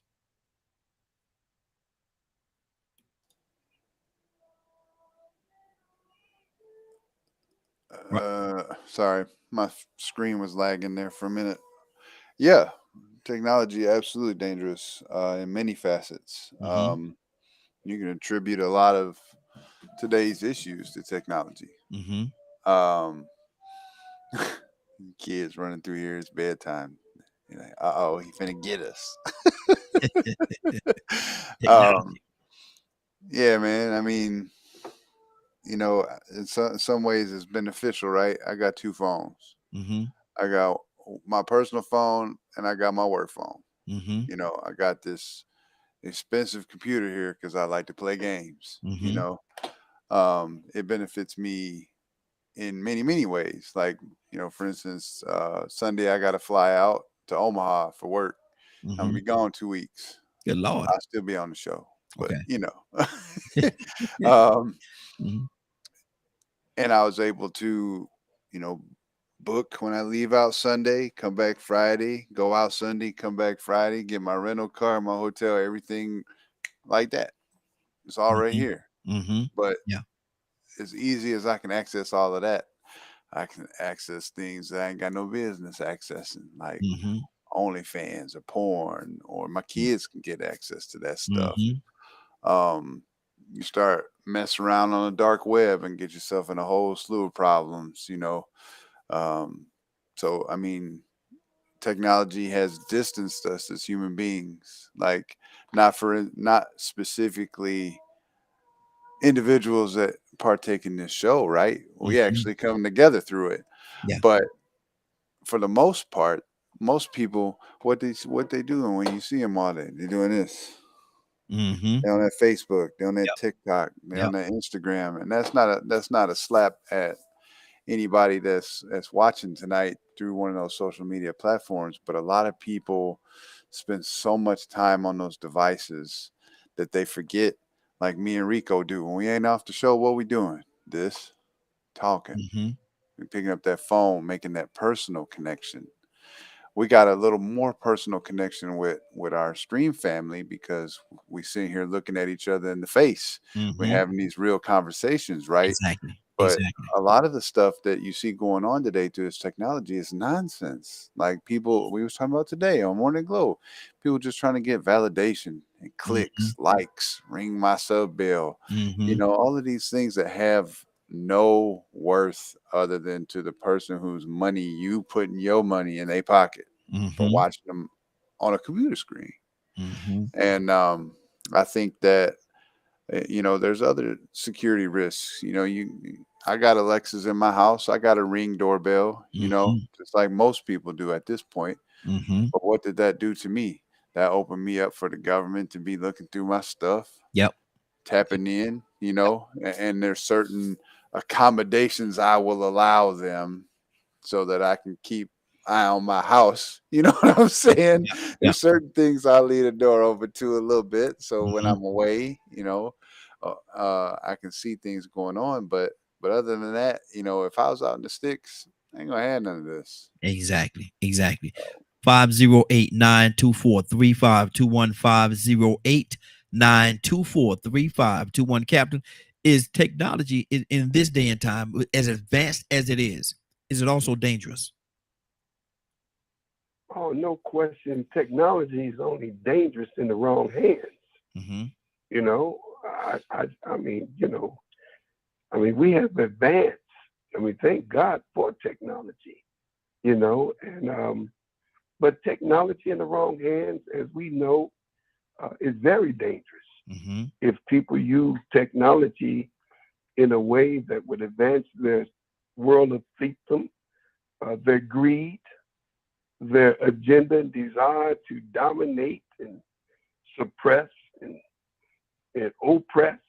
Mm-hmm. Listen, man, it's all about using it in a way to advance the good of humanity, the good of humanity. But it's always the dark side. Yes, sir. For every positive, there's a negative. And as sad as it may be, we're living in a society where we're not looking at technology being used for the advancement of, we say, the human race. Mm-hmm. But we see many people use technology to advance themselves, advance their status, their portfolio of wealth, to dominate. So, hey, man, how much can Bill Gates do? How much can Murdoch do? How much money can what's the guy that built the rocket? Musk. Mm-hmm. How much can one individual hold? And then what happens with my man Bronson in the UK once built a spaceship? They got technology. Mm-hmm. A citizen can now make a rocket that can leave this atmosphere or leave this atmosphere with technology and money. Mm-hmm. That's kind of scary, because if you're going to pay to rent or pay to get on the seat so that you will be able to get as close to leaving this atmosphere and then come back and say, whoa, man, I was part of zero gravity. Yes. Then what goes next? What happens next? Mm-hmm. You see, there's always what happens next. Yep. And that is what is frightening. As I heard my man Ryan say, yes, we give up a little privacy, man, to advance ourselves with technology. Mm-hmm. I heard the Honorable Elijah Muhammad said, if you can look at something, then something can look back at you. Yeah. So we got these smart televisions. It ain't too later on that somebody's going to come and reveal, you know, I don't know if you know, we had just busted so-and-so. The television so-and-so have always had this component to it. And, you know, there's a lawsuit because many people's privacy has been violated. So, you know, it's almost like today we have to take what is good and dismiss what is bad. Mm-hmm. I think that's an individual's choice of discipline on how we take social media. I am part of Facebook. I'm part of Instagram, but I don't have TikTok. You know, I don't have TikTok. I know it's an addiction, and I made sure I don't need no more extra habits. I don't need no more extra habits. Exactly. Facebook is a habit. Mm-hmm. Instagram is a habit. I just don't need to add no more habits. Yeah, yeah. But I think when I go on Instagram, I didn't know my girl, Celine Dion, I love her music. She died. And I met my wife on her music. And I knew she was sick, but I got that on Instagram way before I got on the news. Much that we get on Instagram or Facebook or TikTok, that we get some good that helps us to know what's going on, and you get some bad that's going on. So I think, Raheem, yes, technology is dangerous if in the wrong hands. Those who use it to advance the good, listen to my words, those who use technology to advance the good of the human race, right on, right on. Now, Cap, I just looked it up. I don't think Celine Dion, I don't think she died. Yeah, my wife just came and told me that. Oh, okay, because I'm looking it up right now. It don't, you know, unless she might have died, you know, today or something like that. But it didn't come up on the thing here. Is that right? Yeah, my wife, man, she's an addict. She was crying. I said, what? And she said, so I was looking on the news for her, but maybe, man, I hope it's a hoax. That's my girl, man. I've been following her career. My God, and her husband, who had died some years ago. I mean, she's just a marvelous. Marvelous. I love her music. So I hope that's a hoax. Yeah, I think. Hey, well, ain't that ironic? Say that. Ain't that ironic? You say you hope it's a hoax. Ain't that shows you the danger of this technology? Technology. Yeah. Right. There you go. Technology in the wrong hands. You're absolutely right, Rico. That's a good point. I mean, when you can put fake news and you can make people think a certain thing when it's not true, and then you can put a picture on another person's body that ain't them, and you can catfish. You're right. It's wicked, but again, in the wrong hands. But I hope that I'm gonna definitely check. Yeah, sure. I hope I didn't put nothing out there wrong. But if she's not dead, God, I'm so happy. Yeah, because it's saying she was born March the 30th, 1968 at 55. She's 55 years old, and you know, it doesn't say that she passed. Let me refresh it. Man, beautiful, man. I would tell my wife, she come in crying, got me like, no, not my girl, man. Got you all shaking up and everything. Got you shook. Look, got you. Yeah, man, you know, anybody would say, Cat, what you know about Celine Dion? What you know about that? Yeah, that's a bad girl. That's a bad girl, man. That's a bad girl. Oh, she bad. Yeah, that's a she bad. She ran Vegas for a long time. She was the headline in Vegas. Exactly. You know, she's just beautiful people, man. But I'm glad. I'm approved. I'm gonna check my wife, baby. Don't be bringing me them bad news. I'm on here. You know, stop my whole program. But nevertheless, man, that's what I feel, brother Ryan. Good deal. Let me see. Let me go to Badger. Badger, we talking about technology, brother. And you up on this technology thing? You're real big on this technology, but is it dangerous? Anything can be dangerous. Yeah, Badger. Now, see, there you go. See, We talking about What? you keep it where we at now, Badger. I said anything can be dangerous. But that's opening up. Let's do tunnel vision. Let's talk about technology. Is Just technology technology. dangerous? Let's talk about It just absolutely technology. can be. Okay, Because good. that's the like with AI, you know, there was a I have to do a lot of research to find out if this one's actually true or not. Mm-hmm. But they made an AI do a repetitive task, like flipping a switch and pressing a button. Mm-hmm. I think it was after a few minutes, I'm not sure, about 15 minutes, uh, it cut itself off. Mm. Pretty much committed to Senbaku. I think that's how you pronounce it. How do you You got pronounce it? you got me on that one, brother. But go ahead. You got me on that one. It took itself out. Mm-hmm. Seppuku. Sabuku. Say that again. Say it. Seppuku. Sabuku. Okay. Sabu. Thank you. I thought I said it wrong. I just wasn't sure. And however, there's also the AI programs that can mimic voice, Mm-hmm.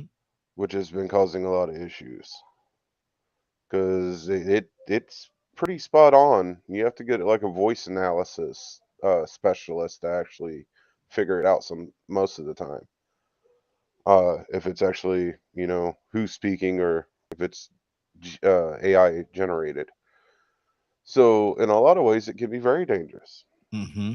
Look at all the false news that's put on the internet.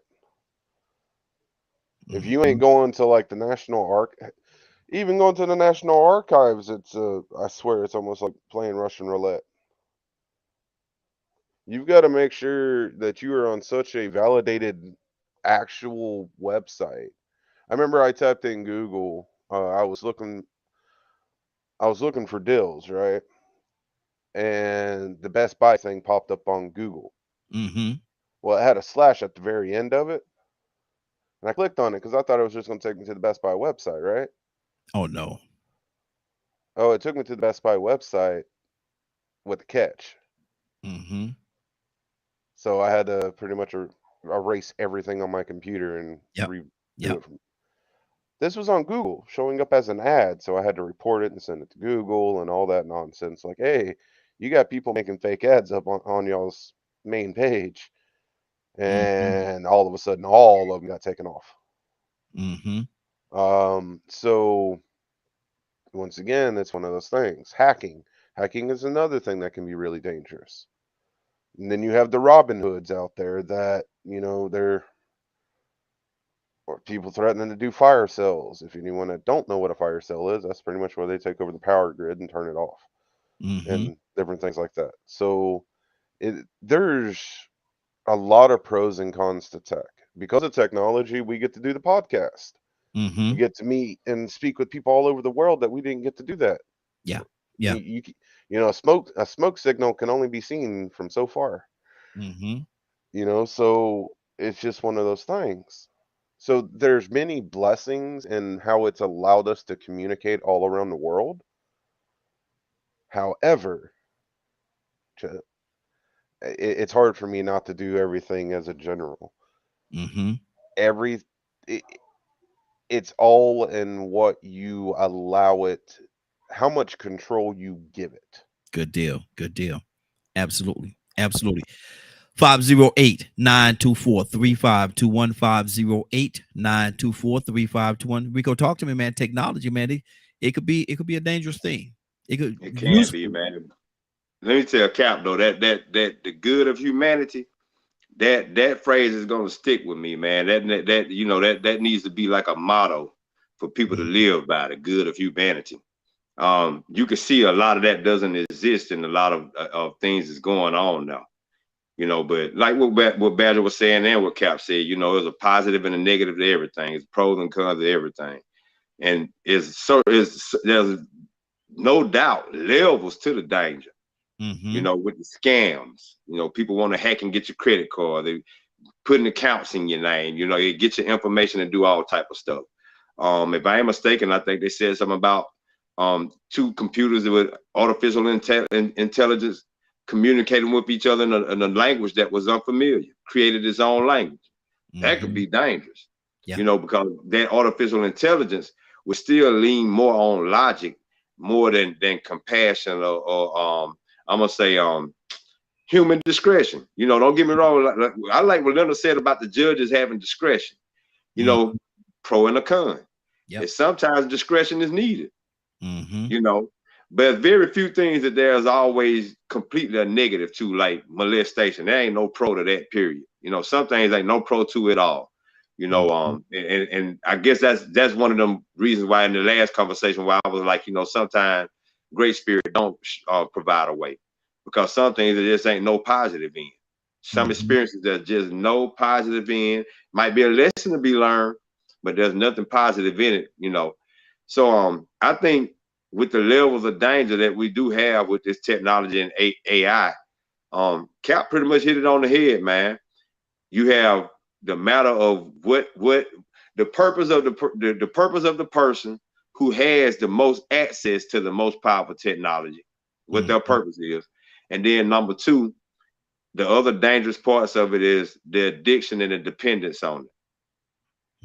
When we get addicted and we depend on it, that habit that he was talking about, those are very dangerous too, because we can actually start making that more of a priority than the reality and the true things we should be thinking of, like the good of humanity. You know, think about how many people do things for the likes. Yeah. And the shares. You know, what are they doing? And the other side of this dangerous thing, hoaxes. The other side of the hoax is the real news. Kobe Bryant's wife found out that her daughter and her husband died from TMZ. Wow. Not from the proper authorities. So many people. Kevin Samuels. The internet found out he died, and they put it out there so fast that the police couldn't even confirm it to his family first. You get what I'm saying? People was going live. Yeah, he was with me. So I mean, you know, it has its, like I said, it has its pros and cons, but it is so many different levels to the danger that really and truly sometimes you wonder if it's better to sacrifice it, since people don't understand how to use a good balance with it. I mean, I don't know it. Oh man, it's hard, man. With electricity, nuclear energy, we all love electricity, but then somebody went and made nuclear bombs and atomic bombs with it. I mean, this pro and con, man, the human experience and the logic. You know, I wonder what would AI do with this same type of, if AI has any type of intelligence related to how we think, we might be in trouble. Absolutely. Leonard, talk to me. That's a big thing in exploration, as well as the number of jobs and things now that are available, opportunities available in cybersecurity and cyber issues and what have you. And it's you're talking about artificial intelligence, and then there's the portion of it that is related to machine learning and things of that nature. So it's various things involved. However, I believe it's a natural development. Advanced civilization advancing itself. I'm pretty sure, like say for instance, one of the complexities that people are, you know, can't even begin to realize is the question you all were asking before. Did God believe, or did God know that you would become this intelligent? Did he create it as such? He supposedly created you in his likeness and his image. Is this an image of him? Let me ask you this question, and posing off what you just said with the AI and all this stuff. Let's concentrate on man. Do we as human beings use the full capacity of our minds, of our brains? No. Which even begs the question even more about your creator. And how much do you really believe? Really? Yeah. Or do you just say things used to hearing them. Mm-hmm. Did you ever really get down into really the relationship? Mm-hmm. Because one, in my relationship with God, nothing is impossible. Absolutely. There's no such There's no such thing as the end. Mm-hmm. There is no end. Mm-hmm. There is no end. Things just keep going. They may keep going without you. You may go to another realm of existence or whatever you choose. It's all based on your belief of what happens, not really on what you know. Exactly. That's good. That's good. So we do good to try to control and harness the power that we do have. Mm-hmm. If we don't, the only thing that will stop us is God. Good deal. Good deal. Ryan, what do you say to that, man? Dealing with the human side of it, man. Do we as human beings, do we use the full capacity of our minds? I'm gonna go with no. Is that the same as no? Yeah, that's that. Okay. That sideways thing goes like eternity. There you go. There you go. Yes, sir. No, I don't believe we do. If you've ever looked at anything about fellas like Albert Einstein, they say, he used some exponential part of his brain, right? Mm-hmm. Way far and beyond what any of us do. I think the number that I heard, it could be completely wrong, right? But we use something like 3 to 5% of our brain. Mm-hmm. So in my mind, with what we've shown as human beings that we can do with that 3 to 5%, I think that if we could figure out how to unlock the rest of our minds, the things that we could do are unimaginable, right? I mean, Would it be scary? Would it be scary to a certain degree? yes, yes and no, because if we all knew how to use it 100%, I think the good would outweigh the bad. That's just being optimistic. But I've heard stories of people that were under Joseph Stalin that were very much so like Albert Einstein. Like there was a video that he had made back with one of those primitive video cameras. He had this woman locked up, and she was able to use telepathy to move things. Like he locked her in a lead safe and made her basically play with her abilities on the camera and recorded that stuff. And that takes a lot of mind power to move an object with just your brain, And I think back to like a biblical statement where it says, we were made to move mountains, with our prayers and things like that. Well, what is in a prayer? If you think about it, you're using your mind and projecting your mental and your heart to God. This is what's on my mind. This is what's on my heart. And so if you take that and just kind of take it outside the box, maybe just a little bit, and think about it. You can have a prayer to move that mountain out of your way, and it will literally move. And I think that that's just the power of the brain. It's something that we can't understand completely, and it's more powerful than any machine, any computer, any piece of technology on the face of this planet. We just don't use it right. So we are AI. We are the AI. We created AI, so why can't we be AI? Cat, what's on your heart? I think it also, Raheem, it provides a huge question and dilemma as it relates to the Bible. Especially when it gets to the point with the choice. Why not these trees? Well, trees were knowledge of good and evil, and what else? Immortality. Remember, some people even believe we weren't designed to die. We had to die. we have to die. Because if we don't, we will become far too intelligent. Mm-hmm. And then we'll have time on our side. Mm. Wow. So why was it necessary to stop us from getting, some people believe that we lived into hundreds of years of age. Well, why don't we live that way anymore? Some people believe it was a curse because if you're allowed to live too long, look what you all accomplished in just 100 years of life. I got a very weird question came into my mind, and I get weird sometimes. Cap, coming to you after this. Do everybody die, or do some people just go away?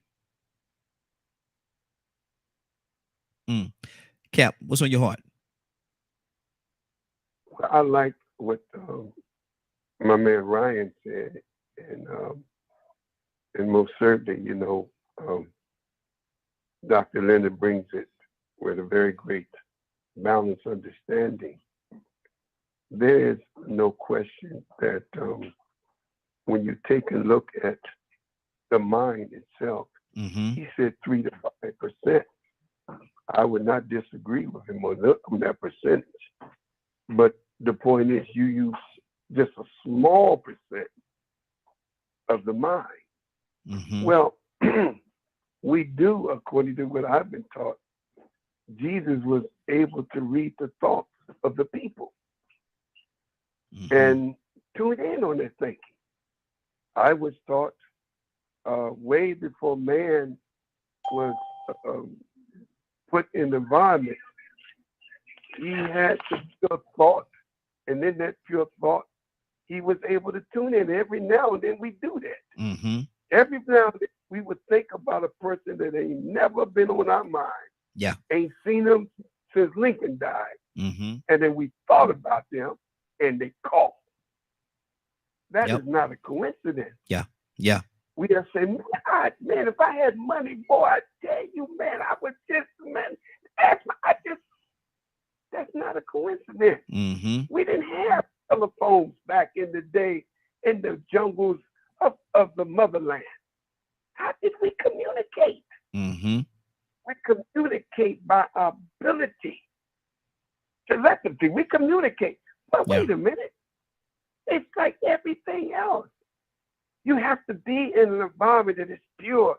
Your mind has to be pure. The food that you eat is pure. The way you think in your harmony with nature and God has to be pure. We're contaminated. And we fight every now and then for a good thought.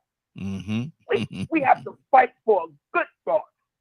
Because all of our days waking up is a negative thought. So how could we ever expand the brilliance of this mighty mind of us and be able to utilize it? That we are the AI. We are the not artificial intelligence. Ain't nothing artificial about us. Yeah. But we are the real intelligence. Exactly. That's and good. That's when we begin to start learning, you have to get trained to, as I think it was Ryan was said, talking about somebody was able to use telekinesis to move things. Yeah. Well, I do believe everything is a training. If you train for anything long enough in your life, but you understand how matter and energy, you have to understand the science of the elements. Everything has to go into that, because surely, there are those who have learned this technology and use it to the day that we don't ask the question, how can you talk in the phone? How could you go on the daggone computer? And how? Well, we don't think about who created that and question, man, that's kind of somehow. It's for the phone I got in my hand. And I'm communicating. Yeah. And I'm not looking, I'm not seeing nothing, but people are hearing it. So, so I think that you're right. We really don't use our minds. Lord knows. But if we get our minds tuned in with God, and people that become spiritual, like the people that go and meditate all day, and they get in tune with nature. Brother Rico, every day he tells us, he thank God and he walks. Mm-hmm. And when I listened to him, I said, dang on, man, Rico, he's in tune with nature. Every day when he walks, he sees nature. Mm-hmm. And nature, as all of us and those of us who like to go out there in nature, it gives us a great sense that we are small. We're very small in the world. We have taught this man that's taught to Honorable Elijah Muhammad, Farad Muhammad, that he can tune in and he understands the language of the birds. Mm-hmm. How you understand? You understand the language of the birds. Yeah. But you can't understand the language of the birds if you study. Mm-hmm. You can't understand the language of the animal if you study. Mm-hmm. But it takes great study to know. So the mind, they got a saying, brother, mind is a terrible thing to waste. I say a mind is a terrible thing to steal. Exactly. To steal somebody's mind. Absolutely. Oh, Lord, man, how can you waste what you don't have? Mm-hmm. But no, we don't use. I like when I think it's about. I ain't gonna. It may be less than that, Ryan. Maybe 1%. I don't know, but I'm going to 3 to 5 because I do believe we're not using it. Absolutely. But Lord knows, the more you get close to God, the more you start unlocking those brain cells. Now, Brother Raheem, we are taught that thought travels at 24 billion miles per second. Yes. Right? Yes. Now, how do you measure that? Who said thought travels at 24 billion miles per second? Think about that. Thought travels 24 billion miles per second. Yep. Man, Absolutely. don't even give me the answer. How? Who said that and measure that? That's what we've been taught as a nation. And I'm sure, can't throw it out there, but I'm sure those that's in mathematics can bear witness that if light travels at the rate of 186,000 miles per second, and sound travels at the rate of 1,120 feet per second, and you can measure that, then surely you may measure thought. That's something I'm just throwing out there. I'm not trying to be no science. I leave that to brother. I leave that to my man Leonard. He's the scientist on this thing. Good deal. Good deal. Bishop. What's up, my brother? What's going on? How you doing this evening? Man, I'm on the road to recovery, brother. But by the grace of God, I am who I am. That's just it. But you're traveling on that road, so you're gonna make it to your destination. Keep traveling, brother. You're gonna be just fine. Keep traveling. Yes, sir. Yes, sir. Hope I won't have any more operations, man. So, but I'm healing here. There you go. But I've been listening to your show. I listened to you during the day, and I listened to you tonight, man. And I said I had to call in. And I'm listening to the comments, and I'm everybody's entitled to their opinions and comments as it relates. You asked about the human brain. Yes. And do we utilize every aspect of it? And I say we do. We use 100% of our brain every day. Even when we're asleep, 20% of the neurons in our brains, 20%. Is still functioning while we're sleeping. But throughout the day, whether or not someone used common sense, and I think that's the difference. Common sense, sometimes people don't use. But the brain is used every second of the day that you're awake. And it runs on something like 400 to 500 calories. Even under anesthesia, it's still operating on 150 calories. That's operating through the body. That's why your body is able to move the hands, the eyes, the mouth, the nose, whatever's going on in the body. So it's important to know and understand, the relevance of knowing whether or not someone uses common sense or whether or not the brain is functioning. Because every man and woman that's alive and their brain is operating, then they're using 100% of their brain. But common sense is a way different thing, brother. Way different thing. And some people don't use it. And you take the terminology you're talking about, artificial intelligence. We're the ones who create the cell phones. We create the power lines. We create the cars. I may not have been the one to invent a car or create, but the brain was using to come up with the concept. Now, hey, everybody's good in their area. Of course, Leonard is my guy. Leonard is great in this area. But the question that you asked is the question that I'm answering. I looked something up while you was talking there, and I went on. Everybody like Google, man. I like Bing. Bing is my search engine, but it says, and I put in there how much of our brain do we use, and I'm gonna read what it says here, and you can come back and speak on this as well. I put, how much of our brain do we use? It is commonly said that the human uses only 10% of our brain, with some attributing Einstein's brilliance to the ability to stretch that to 15%, that figure to 15%. And so what Bing is saying is that we only use about 10% of our brain, and Einstein, and they say he was a quote unquote genius or whatever, say he used 15% of his brain. So what do you say to that? Well, with the neurological research and study, everybody has different opinions. Mm-hmm. You went to one site to get your opinion. Yes. You asked about the brain functioning. Now, we're not talking, you take a guy like Elon Musk, man, who has created these cars that run by battery, by battery power. Mm-hmm. And I mean, his brain would be equivalent to that of Albert Einstein. And so we're not understanding the brain itself. This is the thing, understanding the brain itself. If your brain is only functioning on 15%, that means your left arm is not working. Your left leg is not working. The brain operates every part of your body. That's what the brain does. If you have a stroke and then you lose part of the function of your brain, then the left side of your body could be paralyzed. Your left eye, your mouth could droop. Everything that the brain functions everything. So this is their research as it relates to trying to calculate what the brain is doing. 100% of your brain, you don't have a half brain, you have a whole brain. Mm-hmm. Your brain covers the core of your head, the top part of your head, and it is covered by the skull. What about the people that say that only 15% of my brain is working? Then what is the rest of the brain doing? What about the old folks? We call them noodles. Oodles and oodles of noodles. Hey, Bishop. So those neurons are working. Go ahead, bro. Watch this. You know I got to be silly, man.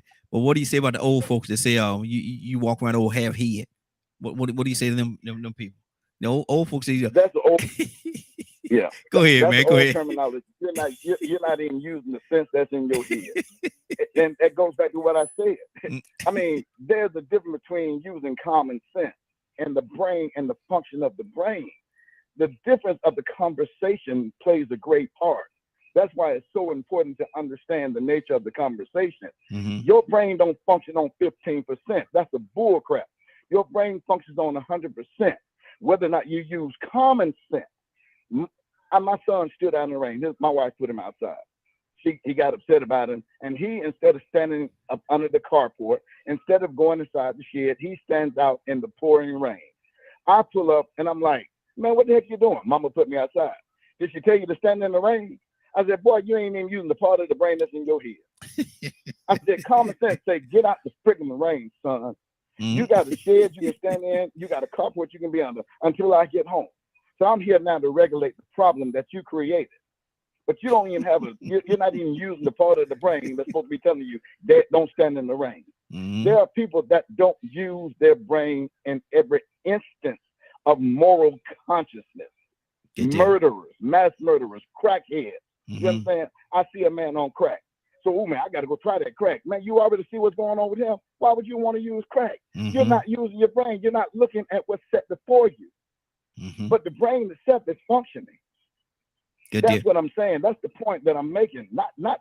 Oh, well, this is what they say, only 20%. Well, I do my research. I'm a man of study now. I don't give a care what nobody say. I'm gonna do my research. Mm-hmm. And it clearly identifies that we use 100% of our brain function. Even when we're asleep, 20% of our brain is still functioning. Okay. Even now, when we're under anesthesia. I just came out the hospital. Mm-hmm. So I know for a fact, I was resuscitated, I was revived, but the doctor said, hey man, you were still moving. Why? Because my brain was still causing my body to react to what they were doing to me. Mm-hmm. Okay. But listen, now you know it's on 10:04. You're gonna call at the end of the broadcast. Want to have this long conversation. See, you should have called in at 8 o'clock, man, or 8:10, something like that. Yeah. How you gonna call it at 5 minutes until 10, and then you want to have a 30-minute conversation? Man, Raheem, I love you, man. Love you too, You're brother. my brother, man. Love you too, yes, sir. And I enjoyed the show. I enjoyed the comments. I called in because I just had to make a comment about the brain function, the youth. That's all. Good. Hold on. Don't go nowhere. Anybody else have anything they want to say? We ready to get on out of here. It's already 10. What is it? Yeah, I was waiting to speak on this brain part. Go ahead, brother, real quickly. We got to get out of here.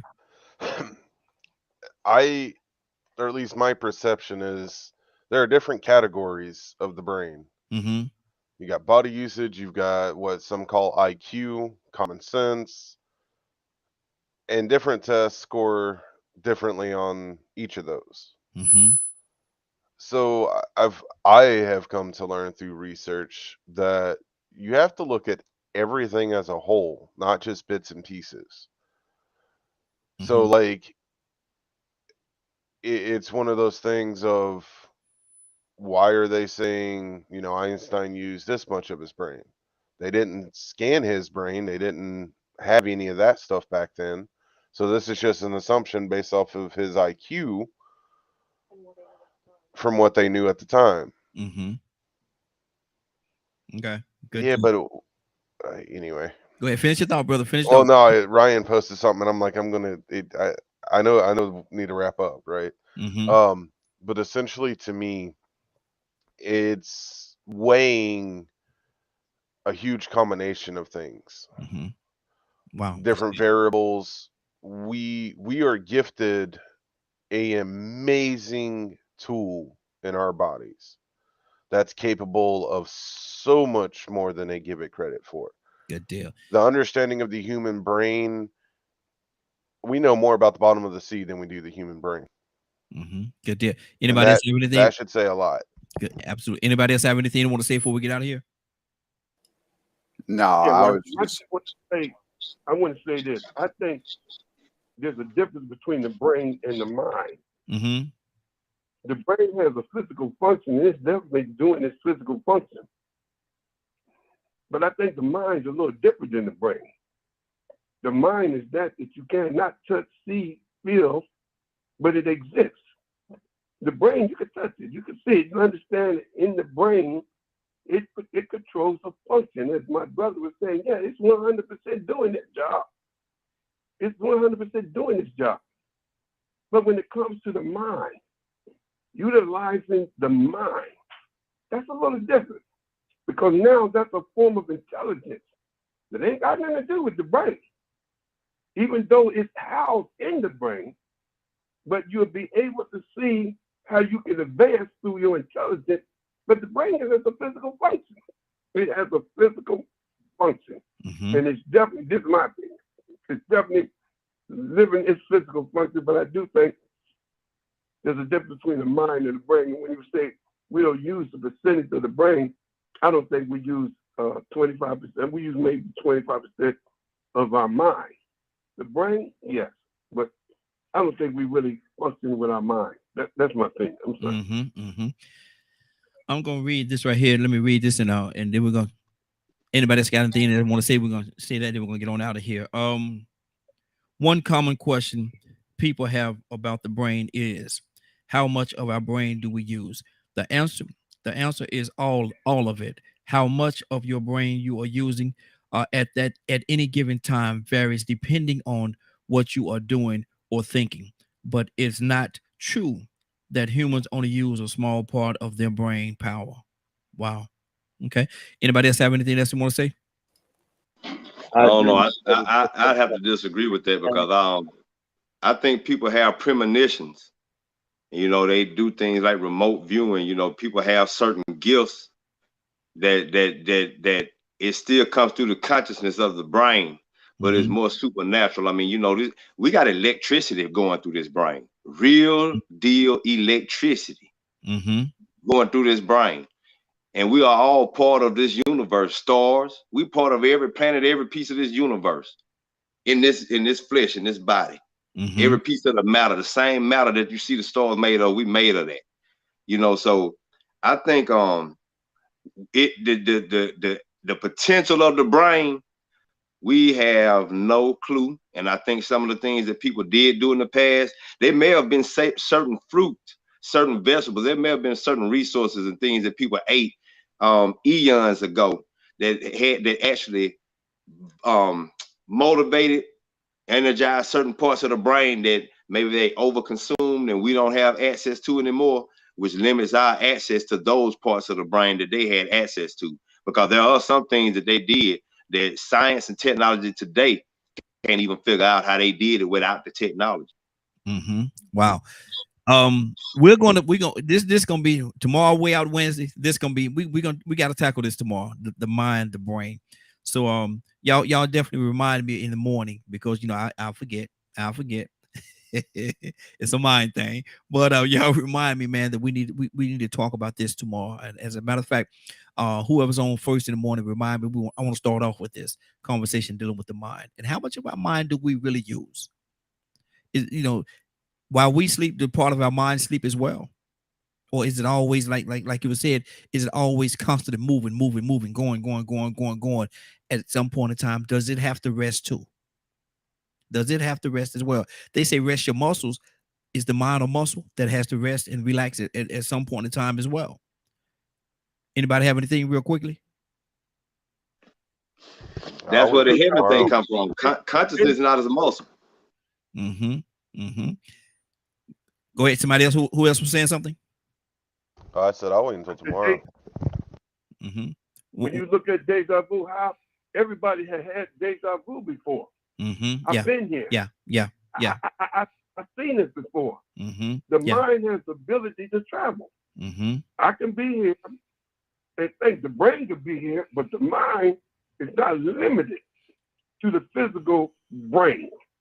It's greater than the physical brain. It steps out the physical brain, and it can take you places. I can sit here and go around the world in my mind.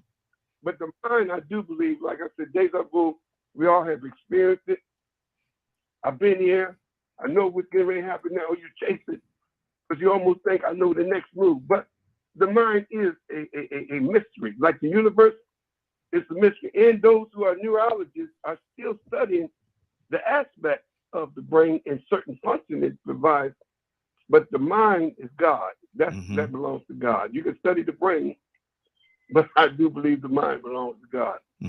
Wow, that's good. That's good. I know you're trying to close. Yes, I am. Yeah, look, yes, I am. I know you're trying to close, but talking about premonitions and things like that. Like my wife, she came to me yesterday. She said, I was just sitting here and I had this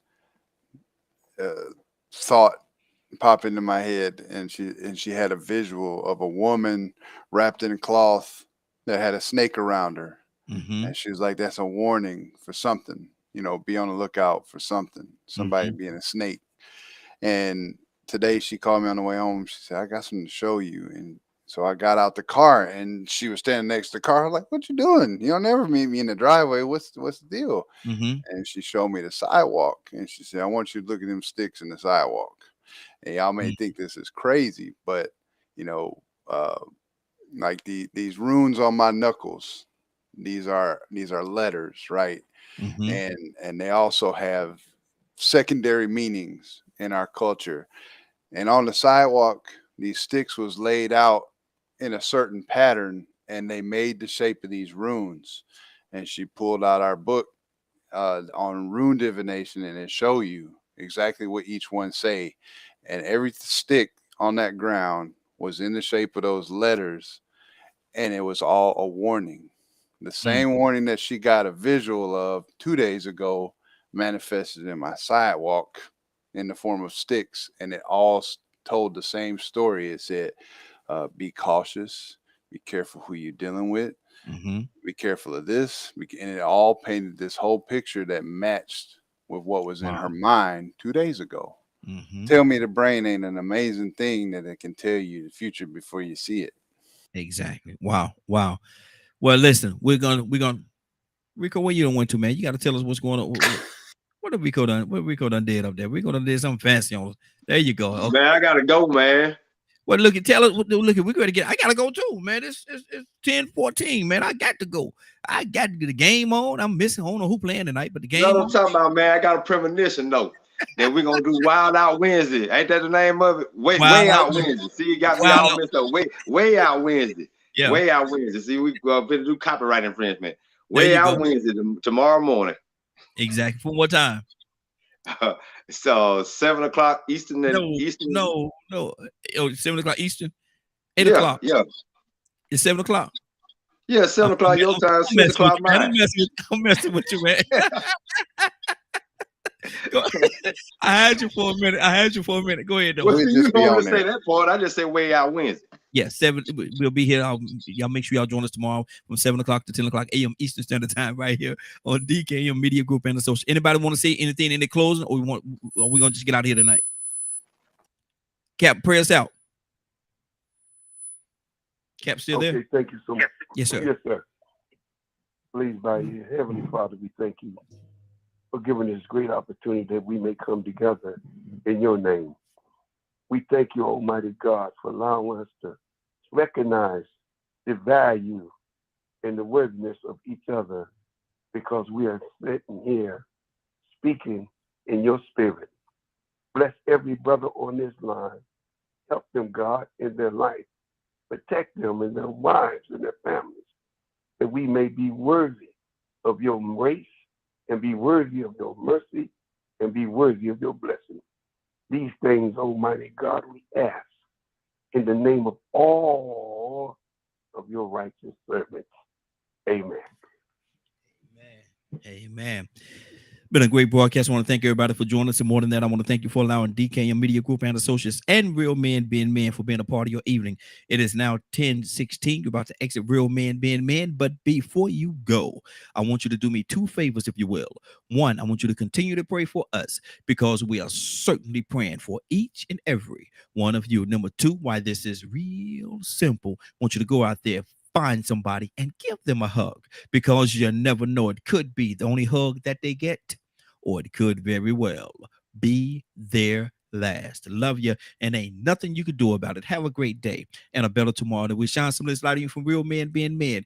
Take it out there into this wicked and cruel world that we live in, and let your light so shine. If you get an opportunity, give somebody some love. You just might find some love in return. Won't that be a beautiful thing? Have a great night. Take care of each other. And please, please, please be blessed. They ain't trying to do what they want to do around here, boy. Trying to do what they want to do around here, Lord Jesus. Y'all have a great evening.